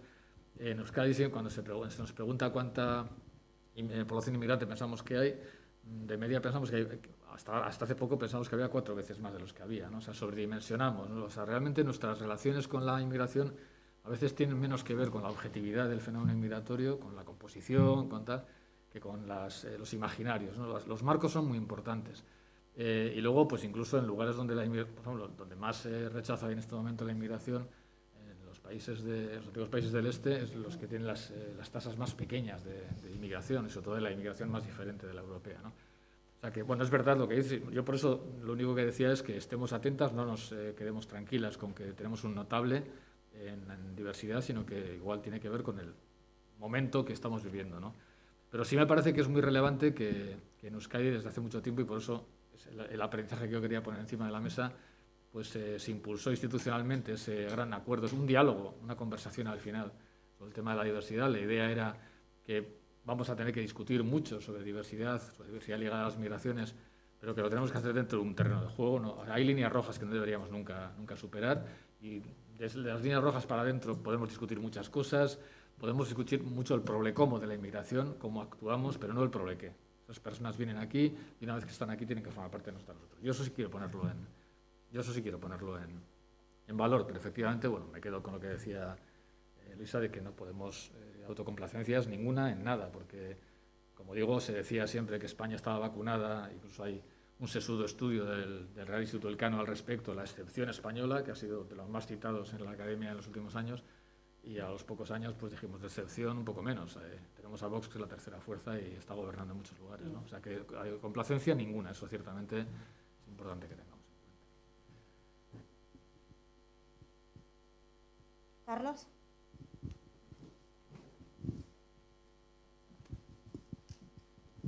No, sin más, por dialogar un poco con Imanol en este tema de la permeabilidad social, ¿no? Sobre las actitudes ante la inmigración. A mí me preocupa, obviamente, esa permeabilidad social. Bueno, tú has dado algunos datos bastante optimistas, lo cual me alegro. Pero últimamente yo estoy poniendo un foco, y en lo que más me preocupa es en la permeabilidad de determinadas miradas negativas frente a la diversidad, no tanto en las políticas públicas y en esos marcos de acuerdos, sino en las prácticas y en los desarrollos de los servicios públicos. Hoy a la mañana se ha puesto el ejemplo de la escuela pública. Tenemos un sistema educativo tremendamente disgregador. Por cierto, voy a poner ejemplos que tienen que ver con la inmigración, pero también desde esa mirada interseccional, que no sería el feminismo, ¿no? Desde esa inmigración y también seguramente desde esa posición de clase que tú señalabas, o de marginación, o de exclusión, o de otros elementos, ¿no? O me preocupa profundamente cómo está actuando en algunos momentos, yo creo que en bastantes espacios, los cuerpos policiales frente a las personas migrantes.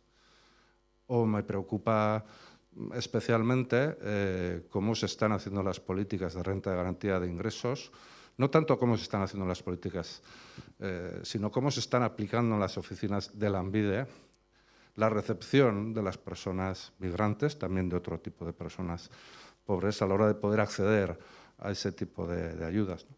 O las políticas urbanísticas, o de vivienda, que siguen siendo segregacionistas, en muchos casos, en esa subdivisión de vivienda social, vivienda de protección pública y demás. No sé, eso a mí ahora me está empezando a preocupar casi más que esa permeabilidad social, ¿no? Porque es cierto que tenemos discursos y es cierto que podemos tener incluso políticas que pueden ser inclusivas y que son progresistas y que incluso tratan bien el fenómeno de la diversidad, pero sin embargo luego las prácticas de los servicios públicos, las prácticas con las que se encuentran las personas migrantes en las instituciones públicas, pues son un poquito más diferentes. No sé cómo ves tú eso, si realmente crees que hay una grieta, que eso está sucediendo, que no, que es una exageración de algunos.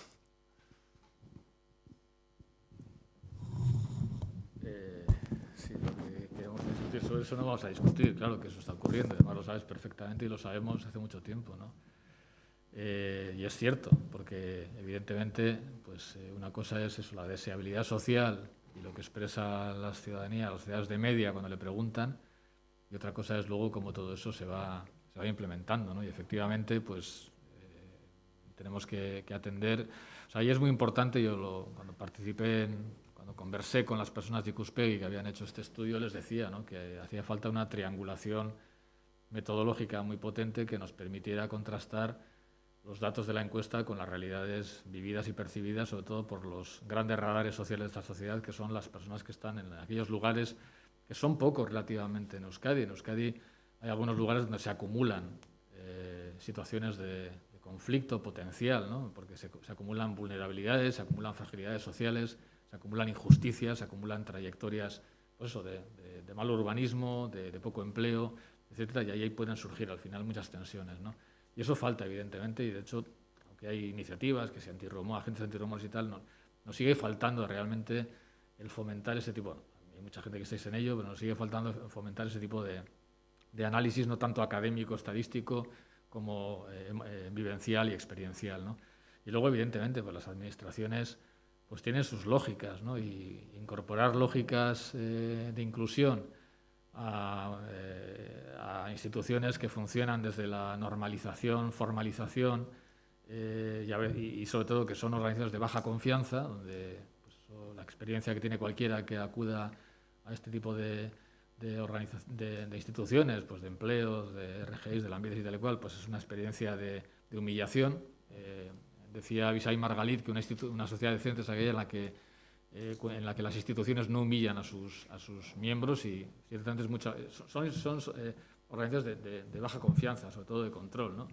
Y eso opera, o sea que sobre eso no vamos a discutir, en todo caso nos ponemos de acuerdo en hacer algo. Pero es verdad que, por otra parte, somos una sociedad, y aquí sí creo que coincido con algo que decía Luisa, y cuando yo he reflexionado específicamente sobre la cuestión de nuestro comportamiento durante los años del terrorismo, pues lo he dicho. De hecho, a principios de julio, el 1 y 2 de julio, hubo otro curso de verano que se organizaba en Vitoria, y me tocó intervenir con textos de lecturas de la violencia vasca, y yo lo decía, que hemos sido una sociedad sonámbula y funámbula con el tema de la violencia. Decía, no tanto yo creo por supervivencia. De hecho, había una persona de Colombia en el público, y dijo, es que ustedes han tenido una vida muy cómoda, ¿no?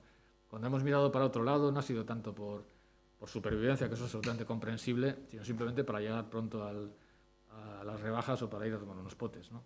Yo creo que eso es importante también en esta sociedad. Pero bueno, sí tenemos un cierto riesgo de funambulismo y de autocomplacencia, ¿no? Y cuando hablabas de la segregación escolar, que afecta evidentemente que tiene un sesgo de clase, un sesgo de origen y tal, pero por ejemplo yo sigo muy sorprendido todavía hoy de que, después de lo que leímos el domingo pasado, de que apenas un 16% de los alumnas y alumnos que pasan por el modelo de Euskadi tienen competencias probadas en euskera y castellano, que aquí sigamos como si nada, o sea, como si nada. Y digo, bueno, por Dios, o sea, esto es una cosa, yo no sé, yo estaba esperando rápidamente que se pararan las máquinas, que nos sacaran de las aulas, que dijeran esto hay que pensarlo y tal. No ha pasado nada.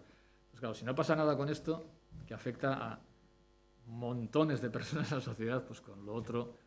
Bueno, yo comparto tu diagnóstico, ciertamente. ¿Me permite que ha comentado Manol?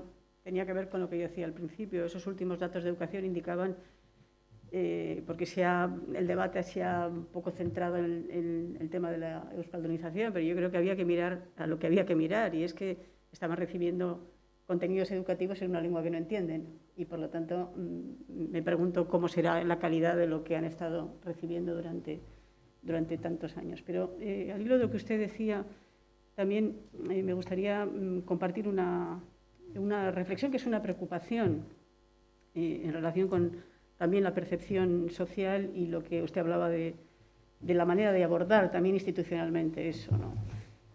Yo vivo en una ciudad muy, muy turística, soy de Donostiarra, y muchas veces veo con un cierto vértigo cuando se aborda la cuestión del turismo, que se dice qué turistas queremos y qué turistas no queremos, ¿no?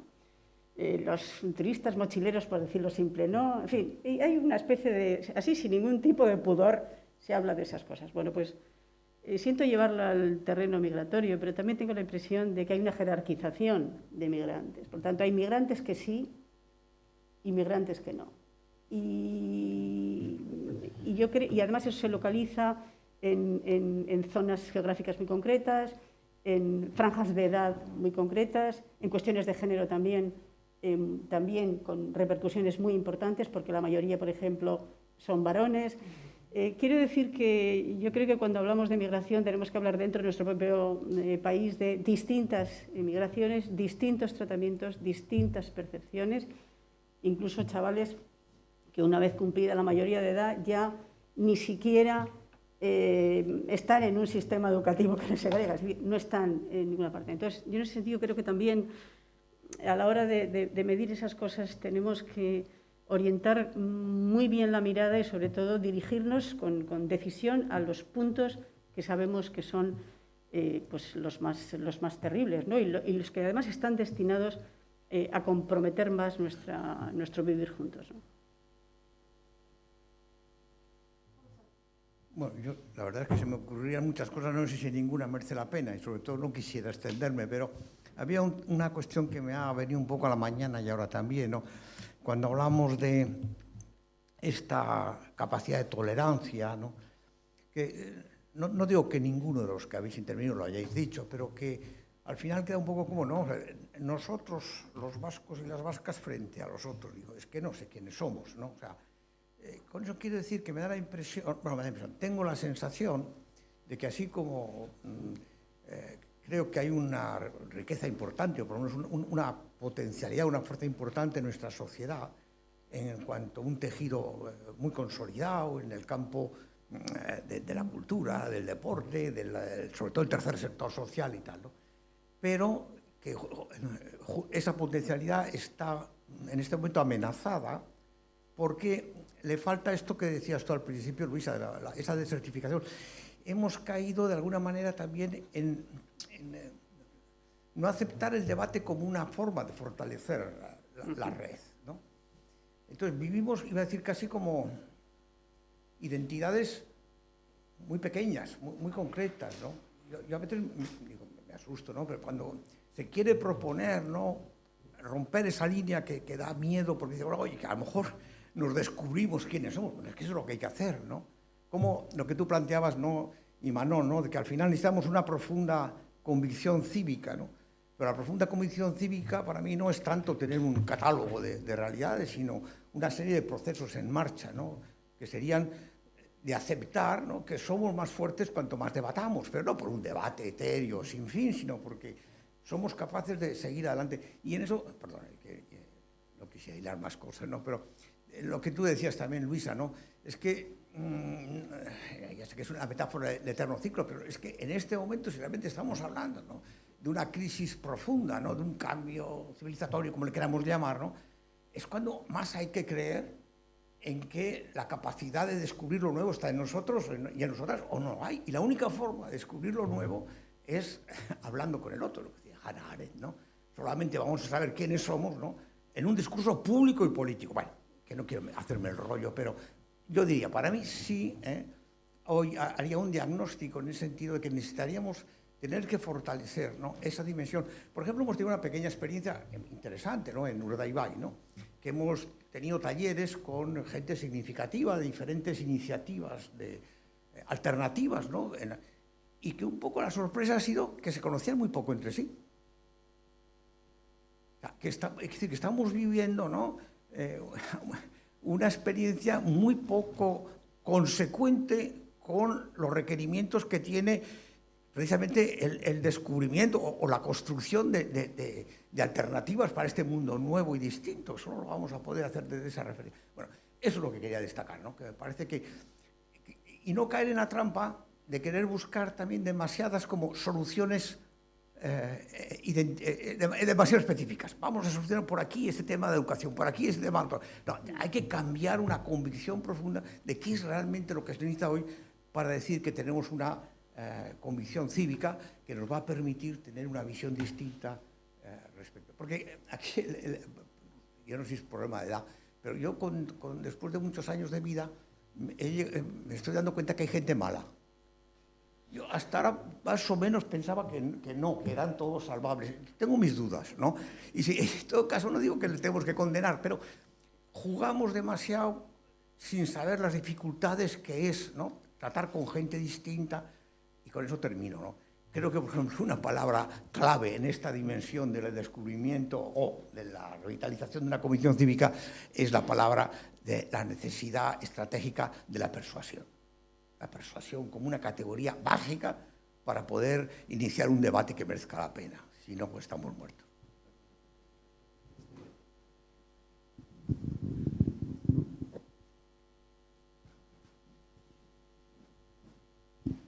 Bueno, yo no sé si tiene mucho sentido lo que voy a comentar, pero a raíz de las intervenciones en cuanto al tema pues organizarse, inmigraciones y tal,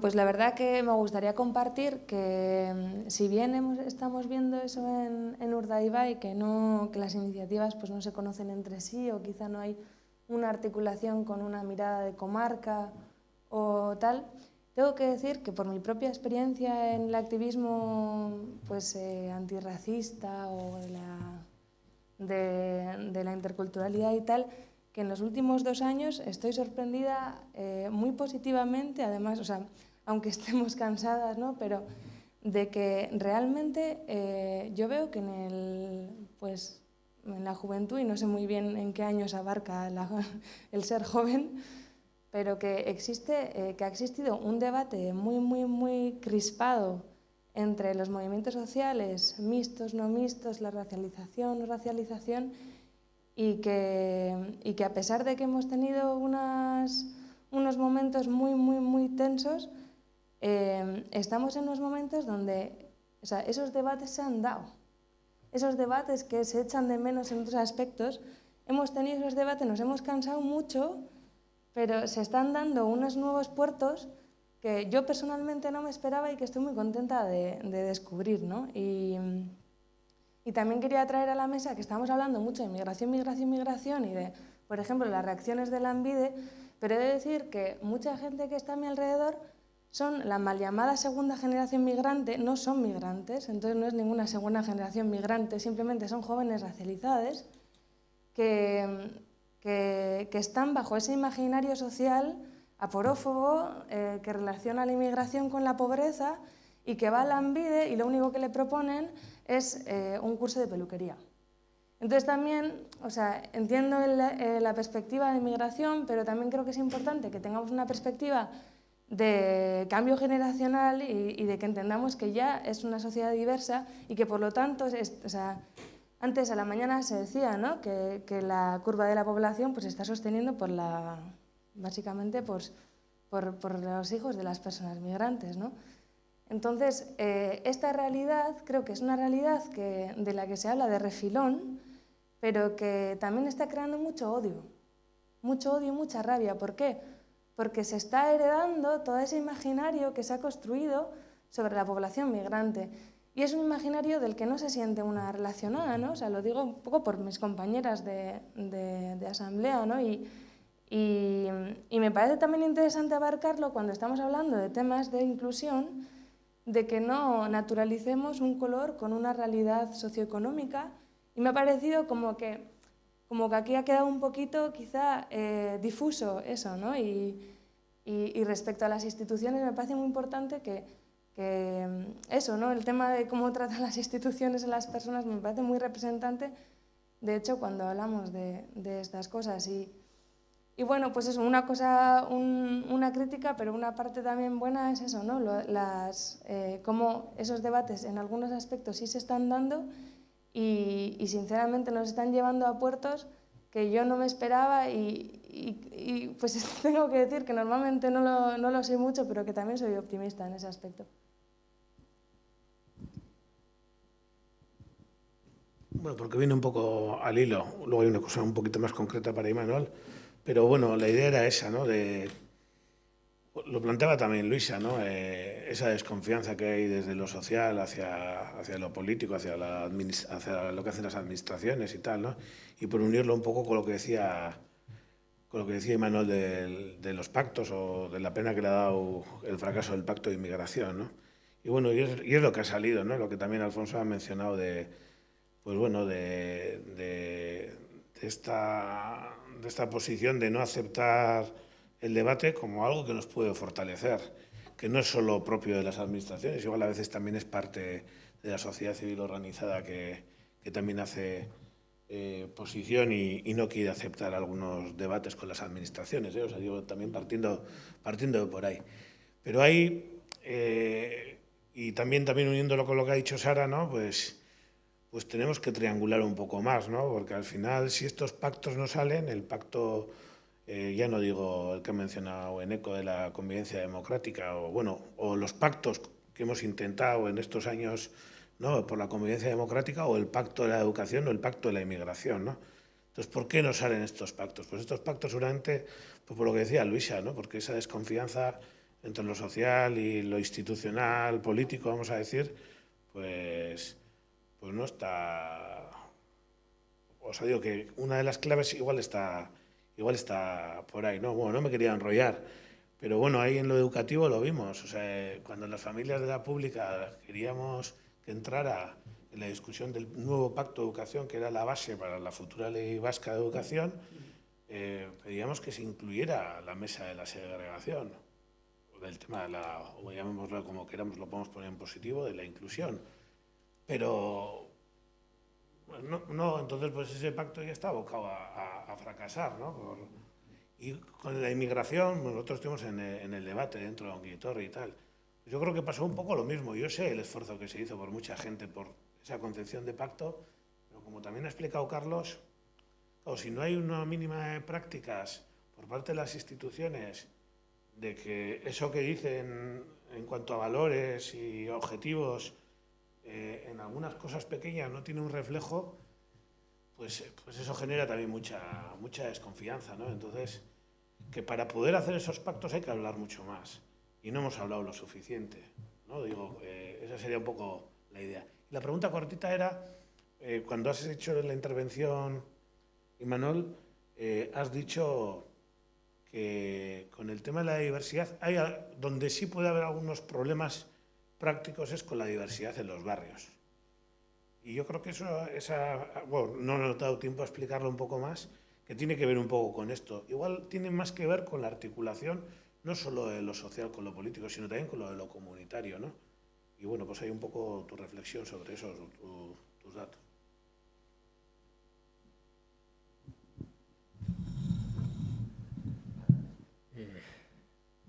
Bueno, en relación entro en esta cuestión ahora, en relación a lo que planteabas, o sea, es cierto, ¿no? O sea, que la dificultad bueno, primero me retrotraigo a lo que decía Alfonso, ¿no? De hecho, yo hablaba de que necesitábamos no una convicción cívica, sino una conversación cívica, ¿vale? O sea, necesitamos eso, una prolongada conversación cívica que además se mantenga a pesar de las coyunturas y tal, ¿no? Y empezamos a conversar, dejamos de hacerlo, cambiamos a otro tema, o sea, la multitarea también la tenemos cada vez más, las organizaciones sociales, las instituciones y tal, ¿no? O sea, no nos tomamos en serio el continuar con una conversación sobre integración, inclusión, diversidad, educación o lo que sea, ¿no? Y es verdad lo que dices, ¿no? Que yo reconozco, o sea, yo entiendo que haya una enorme desconfianza, o sea, parece que ahora me estoy poniendo en la parte institucional, yo nunca he sido institución. Me ha tocado estar a veces en los entornos, pero vamos, yo he estado siempre en la sociedad civil, ¿no? Y yo entiendo perfectamente las desconfianzas, ¿no? Pero también es verdad que si nos ponemos a desconfiar de lo que hacemos con las grandes declaraciones, pues nos quedamos sin pacto social por la inmigración, sin Constitución y sin los 10 mandamientos y sin la Declaración de Derechos Humanos, que se nos va todo a tomar por saco. Y yo creo que al final a veces pues también nos falta capacidad para aprovechar los marcos un poco más teóricos o más ideológicos que se generan en las sociedades y decir, bueno, pues ahora os vamos a coger del marco, nunca mejor dicho. Ahora tenemos agarrados a las instituciones por el marco, ahora vamos a obligaros a cumplir, ¿no? Y bueno, yo sí creo que haya habido también a veces pues derivas de las organizaciones sociales que yo a veces no he comprendido bien, porque al final, pues si abandonas una conversación o si no entras en una conversación, pero con eso no consigues empoderarte ni consigues avanzar en ninguna dirección, simplemente consigues que la cosa naufrague, pues tampoco sí tiene mucho sentido. Yo siempre he comparado la relación entre instituciones y sociedad civil con las cuerdas que utilizamos en montaña para escalar. O sea, para avanzar hacen falta cuerdas dinámicas, flexibles, que si te caes te aguanten la caída, y esos son los movimientos sociales. Las instituciones no son flexibles, pero cuando has avanzado un trecho te hacen falta cuerdas estáticas para asegurar lo que has avanzado. Pasamanos, para subir pesos y tal, y esas son las instituciones. Y yo creo que si no nos entra en la cabeza esa idea que tenemos que combinar flexibilidad y rigidez legislativa o lo que sea, pues creo que al final estamos siempre un paso adelante y dos atrás, ¿no? Pero bueno, en todo caso, en relación a lo que decías de lo de barrio, bueno, pues, Carlos puede hablarlo más vivencialmente, ¿no? Pero lo que es cierto es que desde hace mucho tiempo todos los estudios de Ikuspegi, sobre tolerancia vecinal, sobre tolerancia ante la diversidad, pues nos están indicando algo que es muy preocupante, pero por tanto es muy entendible, y es que las personas más tolerantes con la diversidad, sobre todo con la diversidad etnocultural, somos personas que no vivimos en barrios de alta diversidad. O sea, cuando se buscan las tipologías de la población más tolerante y menos tolerante, hay una serie de características, algunas son esperables.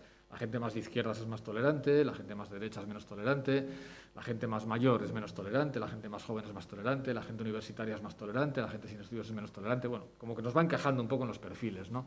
Pero cuando luego vas bajando a los niveles más prácticos, la gente más pobre es menos tolerante, la gente con más recursos es más tolerante.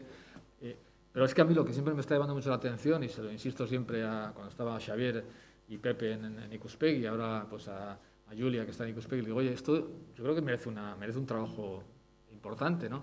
Y es que los perfiles menos tolerantes son de personas que viven en barrios con alta presencia inmigrante, dicen que no tienen ninguna relación con las personas inmigrantes, ni en lo personal, ni en lo privado, ni en lo público, ni en el ocio.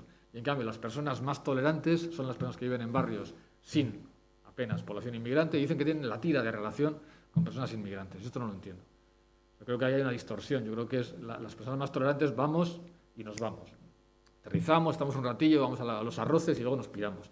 La gente que está allí pues es la que empieza a tener algún tipo de incomodidades. Y tenemos que estar muy atentas a eso. Yo creo que es fundamental. Pero eso nos lo están diciendo cantidad de encuestas aquí en Gran Bretaña, en Francia. Bueno, pasó en Francia sí que se produjo una traslación de votantes del Partido Comunista a votar a Le Pen, a votar al Frente Nacional de Le Pen. O sea, eso se está pasando en otros lugares, ¿no? En Gran Bretaña. Bueno, aquí tenemos tiempo para abordarlo, pero que no tenemos gran escala todavía de tensiones, pero yo creo que estamos un poco despistadas a veces con ese tipo de cosas. Comentar algo, porque se ha mencionado la palabra debate varias veces y la palabra conversación también, ¿no? Llamémosle conversaciones, llamémosle debates. Yo soy escritora y, por lo tanto, amo las palabras, ¿no? Para que los debates puedan hacerse y puedan tener esa complejidad, esa ambición, ese matiz, porque yo creo que vivimos en un mundo que cada vez más es de brochas gordas. Vemos en los intercambios políticos, pero no solamente, también en los intercambios en redes, incluso en tertulias, etcétera, la sensación de cada vez menos complejidad. Tú lo comentabas, Eneko, no solo complejidad, sino profundidad y desde luego mucha brocha gorda. Pero claro, si vemos los datos educativos, que por cierto la concertada y la pública, en los últimos datos que han salido, tenían resultados muy similares y por lo tanto yo creo que estamos en la materia educativa, no solamente de la sociología del alumnado, nos indican que un porcentaje elevadísimo de nuestros alumnos no aprueban en lo que sería la comprensión lectora, y creo que se hagan una idea que no estamos diciendo que tienen que leer una página del Ulises de Joyce, es decir, que tienen que leer enunciados muy sencillitos y no comprenden su adquisición del lenguaje, que es la materia esencial para pensar, para dialogar, para entrar en la diversidad, en la complejidad y en el matiz del otro, está comprometida para siempre, porque lo que no hagan ahora no lo van a hacer de adultos y desde luego es un fracaso y una dimisión del sistema educativo. Por lo tanto, si queremos verdaderamente que en el corazón de nuestra sociedad y de nuestra convivencia esté el debate permanente, la conversación permanente, la comprensión de la complejidad de todo, tenemos que dotarnos de la herramienta fundamental que es el lenguaje. Y eso va en el sentido inverso. Por lo tanto, hago muchos esfuerzos en ECO por ser optimista, pero creo que todavía hay una generación que va a poder, como se suele decir, salvar los muebles, pero poco a poco eso se va a ir haciendo cada vez más difícil, y a menos lenguaje, más vulnerabilidad también a los discursos ya hechos y, por lo tanto, a las manipulaciones populistas, etcétera, ¿no? Muy bien, para compartir también con las personas que nos están viendo y escuchando, voy a leer algunas propuestas, algunas inquietudes que tienen, Y ya con esto iríamos cerrando la sesión. Estamos ya un poco fuera de tiempo, pero bueno, como ya habíamos previsto que igual nos alargábamos, todavía tenemos unos 5 o 10 minutitos más. En una de las preguntas se plantea desde la comarca de Urdaibai, que hace relación a las sesiones de la mañana, que hablaban sobre los planes de desarrollo económico que se están gestando en la comarca. Por ejemplo, el proyecto Guggenheim Urdaibai, que son secretos. Entonces, la pregunta era, ¿cómo compartir? Y el título de este seminario, pensar el territorio en estas condiciones. Otra de las cuestiones se plantean desde Colombia, y leo: en nuestro país hay un gran problema relacionado con la migración que se da internamente por las complicaciones de seguridad que existen en los diferentes territorios. Desde la academia proponemos el estudio de las identidades para el reconocimiento del otro y así poder llegar a tener una mejor convivencia con el que se cree es distinto o diferente. Sin embargo, el problema realmente interesante en analizar es la falta de propuestas de cambio por parte del Gobierno, problema que se ha venido agudizando por la situación en Venezuela. Hasta hace 5 años, y voy terminando, en Colombia no se hablaba de xenofobia. Hoy en día, las difíciles situaciones que viven los migrantes venezolanos en nuestro país han potenciado condiciones como la violencia y la inseguridad. Y por esto se ha venido potenciando el descontento con esta población. Gobierno no ha logrado establecer una política real de protección de los derechos de los migrantes internos y los externos, y esto ha llevado a grandes problemáticas sociales. Estos planteamientos se hacen desde Colombia. Tema de Urdaibai, grandes proyectos que se mantienen en la opacidad o que por lo menos todavía no se han compartido. ¿Cómo podemos desde ahí pensar el territorio? Y luego el tema que ya hemos estado comentando, pero si queréis hacer algún comentario, porque además habéis mencionado Colombia. Y sé que interesa Colombia también, porque justo Luisa me ha comentado un pequeño anticipio sobre su próxima novela y bueno, pues lo traigo aquí. Bueno, yo creo que la cuestión de la transparencia, ¿no? Es como, casi podríamos decir que si hay esas palabras clave de la definición democrática, sería la gestión transparente por parte de las instituciones. Yo creo que eso es lo que da, además, confianza, ¿no? Porque es lo que permite la participación de la ciudadanía en tiempo real, ¿no? Yo creo que la definición misma de democracia es esa especie de continuo de la intervención social. Claro, si hay agendas ocultas del tipo que sean o cosas que se presentan de una manera y no de otra, o anuncios espectaculares que la prensa recoge pero que están mucho más verdes de lo que... Estamos no solamente en algo que es objetable en términos de gestión pública, sino en el fundamento de ese desafecto del que estamos hablando. Por lo tanto, no puede haber, como digo yo, sobre sorpresa en la política. Tiene que ser algo que, de un modo real y realista, con los presupuestos adecuados, con las... digamos, que no se nos presenten ideas, sino programas y sino proyectos. Por lo tanto, insisto, me parece casi una metáfora de lo que sería también algo como una especie de subcomportamiento o democrático, mejor dicho, comportamiento subdemocrático, ¿no?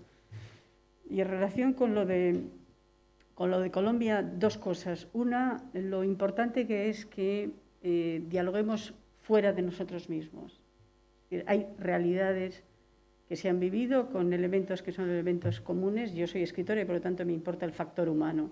Podríamos decir que frente a la violencia, el sufrimiento, la pérdida, el miedo, el sueño, la esperanza, los seres humanos somos los mismos y en ese sentido podemos entendernos perfectamente porque compartimos la misma base, pero las actitudes sociales y las soluciones políticas no han sido las mismas. En ese sentido, creo que tenemos que tener diálogos constantes con lugares donde se han vivido circunstancias que podemos reconocer como afines. Y lo que le diría a esa persona que ha escrito desde Colombia es esa voluntad de que tengamos también de nuevo, como decía antes, pasarelas permanentes, de tránsito permanente entre unas realidades y otras. En los momentos peores de lo que hemos vivido en Euskadi, ¿no?, del terrorismo, yo siempre escribía y siempre pensaba lo mismo: no estamos solos en el mundo, no tenemos que actuar como si estuviéramos solos en el mundo, para nada, ¿no? Hay países que tienen, con respecto a la inmigración, experiencias muchísimo más largas en el tiempo y complejas en la propia sustancia del fenómeno, de los que podemos aprender. Pues esto es lo mismo, no estamos solos, y ese estar acompañado me parece que no solamente es interesante, sino que yo pues agradecería a la persona que de entrada en este momento nos está escuchando, ¿no? Sí, yo por responder así rápidamente también, o sea, respecto al proyecto del Guggenheim y opacidad, pues estoy totalmente de acuerdo con lo que planteaba Luisa, ¿no? O sea, pero yo sí creo que tenemos que cambiar un poco la lógica también desde los movimientos sociales, ¿no?, de ser reactivos, ¿no?, y responder a o que dependamos de agendas institucionales y generar nuestras propias agendas. Y en ese sentido, o sea, yo creo que tenemos mucho que aprender también, pues eso, de pueblos en resistencia contra megaproyectos en América Latina, ¿no?, y en otros lugares, defensoras de derechos humanos, etcétera. Ahí están iniciativas y redes como Ongietorri Refuxiatuak, la Casa de Defensoras en Basoa, o sea, la Casa de Defensoras Basoa en Artea. Entonces, bueno, o sea, yo creo que son iniciativas de las que podemos aprender, o sea, para seguir imaginándonos el territorio, ¿no?, y cómo habitarlo. O sea, porque yo creo que podemos, aunque no conozcamos el proyecto del Guggenheim, pero podemos tener una propuesta. Y luego respecto a Colombia, o sea, yo vuelvo y digo, ¿no?, o sea, la necesidad de complejizar también ese tipo de actitudes sociales, ¿no?, de las que hablaba Luisa también ahora, en el sentido que muchas veces responden pues a otras lógicas que a nosotras también como ciudadanos y ciudadanas se nos escapa, ¿no? Y ahí hay un conglomerado de todo, ¿no?, desde instituciones políticas públicas, medios de comunicación, ¿no?, que al final están generando también seguramente esa corriente de opinión y ese relato hegemónico, ¿no?, xenófobo, seguramente. O sea, yo pensando también en Somera, yo no sé si estáis un poco, la gente que estáis por aquí, hay un problema ahora en Somera pues bastante importante de convivencia, etcétera, que está respondiendo también a otras lógicas, ¿no? Es verdad que yo hace poquito vi pues una pelea, ¿no?, entre dos personas magrebíes, o sea, una violencia pero extrema que yo no había visto en mi vida, o sea, delante de mí 2 puñaladas le dio un chico a otro, ¿no? A mí eso me generó una cosa, o sea, tuve varias noches pesadillas porque es que encima lo vi, una calle que hemos dejado ya de frecuentar la cuadrilla, y el otro día en una reunión con movimientos sociales me decían, es que Neko, esto está respondiendo a una estrategia de manual de gentrificación, porque no se está haciendo nada para que esto no pase, y se puede hacer desde las instituciones, y lo que están consiguiendo es eso, que los primeros y segundos pisos de la calle Somera todos os estén vendiendo o alquilando a través de las plataformas estas de alquiler de vivienda, o están en alquiler turístico a través de plataformas como Airbnb, ¿no? Entonces, todo eso, ¿no?, además en una estrategia, como decía, que el Correo no hay semana que no saque una noticia, un artículo de opinión sobre la calle Somera, ¿no? Entonces, hace poquito uno de los titulares era que Somera se expande, o sea, algo así decía el titular del Correo. Entonces, eso, la idea es de complejizar y que a veces responder a análisis que a nosotras se nos escapan, ¿no? Y que hay un conglomerado ahí atrás que nos llevan a tener ese tipo de actitudes también. ¿Quieres comentar? Muy bien. Bueno, para ir cerrando ya esta sesión, larga sesión, pues bueno, agradeceros a todos y a todas las que habéis estado aquí durante toda la jornada y las que nos han estado siguiendo a través de la red. Se han dicho muchas cosas, todas van a ser publicadas, espero que pronto, y además se van a editar los vídeos y estarán a disposición para toda aquella persona que yo no haya podido estar o quien quiera volver. A ver, o a volvernos a ver en la web de Gernika Gogoratuz. nos convocaban o convocábamos este espacio para pensar el territorio. Hablábamos desde la primera sesión, y ahora lo ha recordado también Eneco, del verbo, que creo que nos da mucha oportunidad para repensarnos. Habitar el territorio, habitar cuerpos. En escenarios, como comentaba antes, de gran complejidad y propuestas de cambio, transformación, cambio de marcos, difícil y complejo.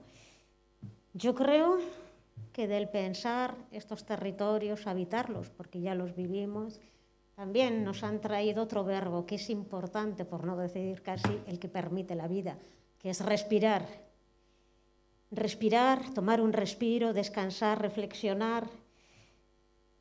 Son muchas cosas. La propuesta de territorios en conflicto, como hemos comentado al principio de la sesión, planteaba ya hace más de 4 años conocer cuál es el impacto que el poder transnacional o las transnacionales tenían en los territorios. Hacer un análisis crítico de esas realidades y indagar, observar y acompañar las iniciativas, las resistencias no violentas, propositivas que se estaban llevando a cabo desde estas comunidades. Resistencia también se ha mencionado en esta última sesión. Y yo simplemente recordaría, ¿no?, la importancia que ante tanta complejidad, ante tantos retos, que desde la mañana ya veníamos apuntando, medioambientales, sociales, desigualdad, es importante recordar los pequeños gestos. Y también se ha comentado aquí, y Luisa lo ha dicho, y los autoacuerdos que he apuntado. En las sesiones de la mañana ha salido, tanto en economía social y solidaria como en el diálogo con las escuelas, el término de la proximidad. Y también, ante tanta complejidad, haría un llamado a la sencillez, que también ha salido en la mañana.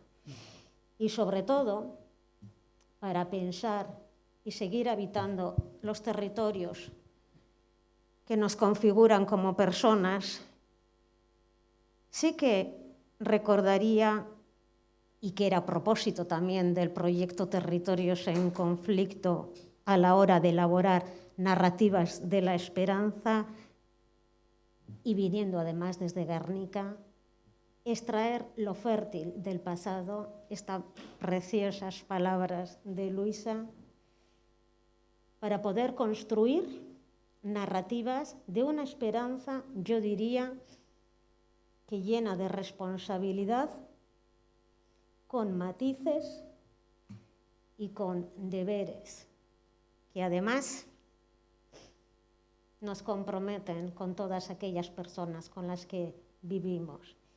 Con esto, benetan, mila esker denoi, eta bueno, uste dut, agian berriro laster elkar ikusiko garela, eta laster arte orduan. Gracias a Imanol Zubero, a Luisa Echenique y a Nico Calle y a todas las personas de la mañana, a todas las personas que forman parte, creo que unas 33 en el proyecto de investigación, que está todo a vuestra disposición en la página territoriolab.org, de 5 territorios en África, América Latina y aquí, en Euskadi. Y, por supuesto, gracias. Muchas gracias, mila esker, a todo el equipo que compone Guernica Oratuz, que ha hecho posible que estemos aquí hoy. Y con esto, pues, laster arte.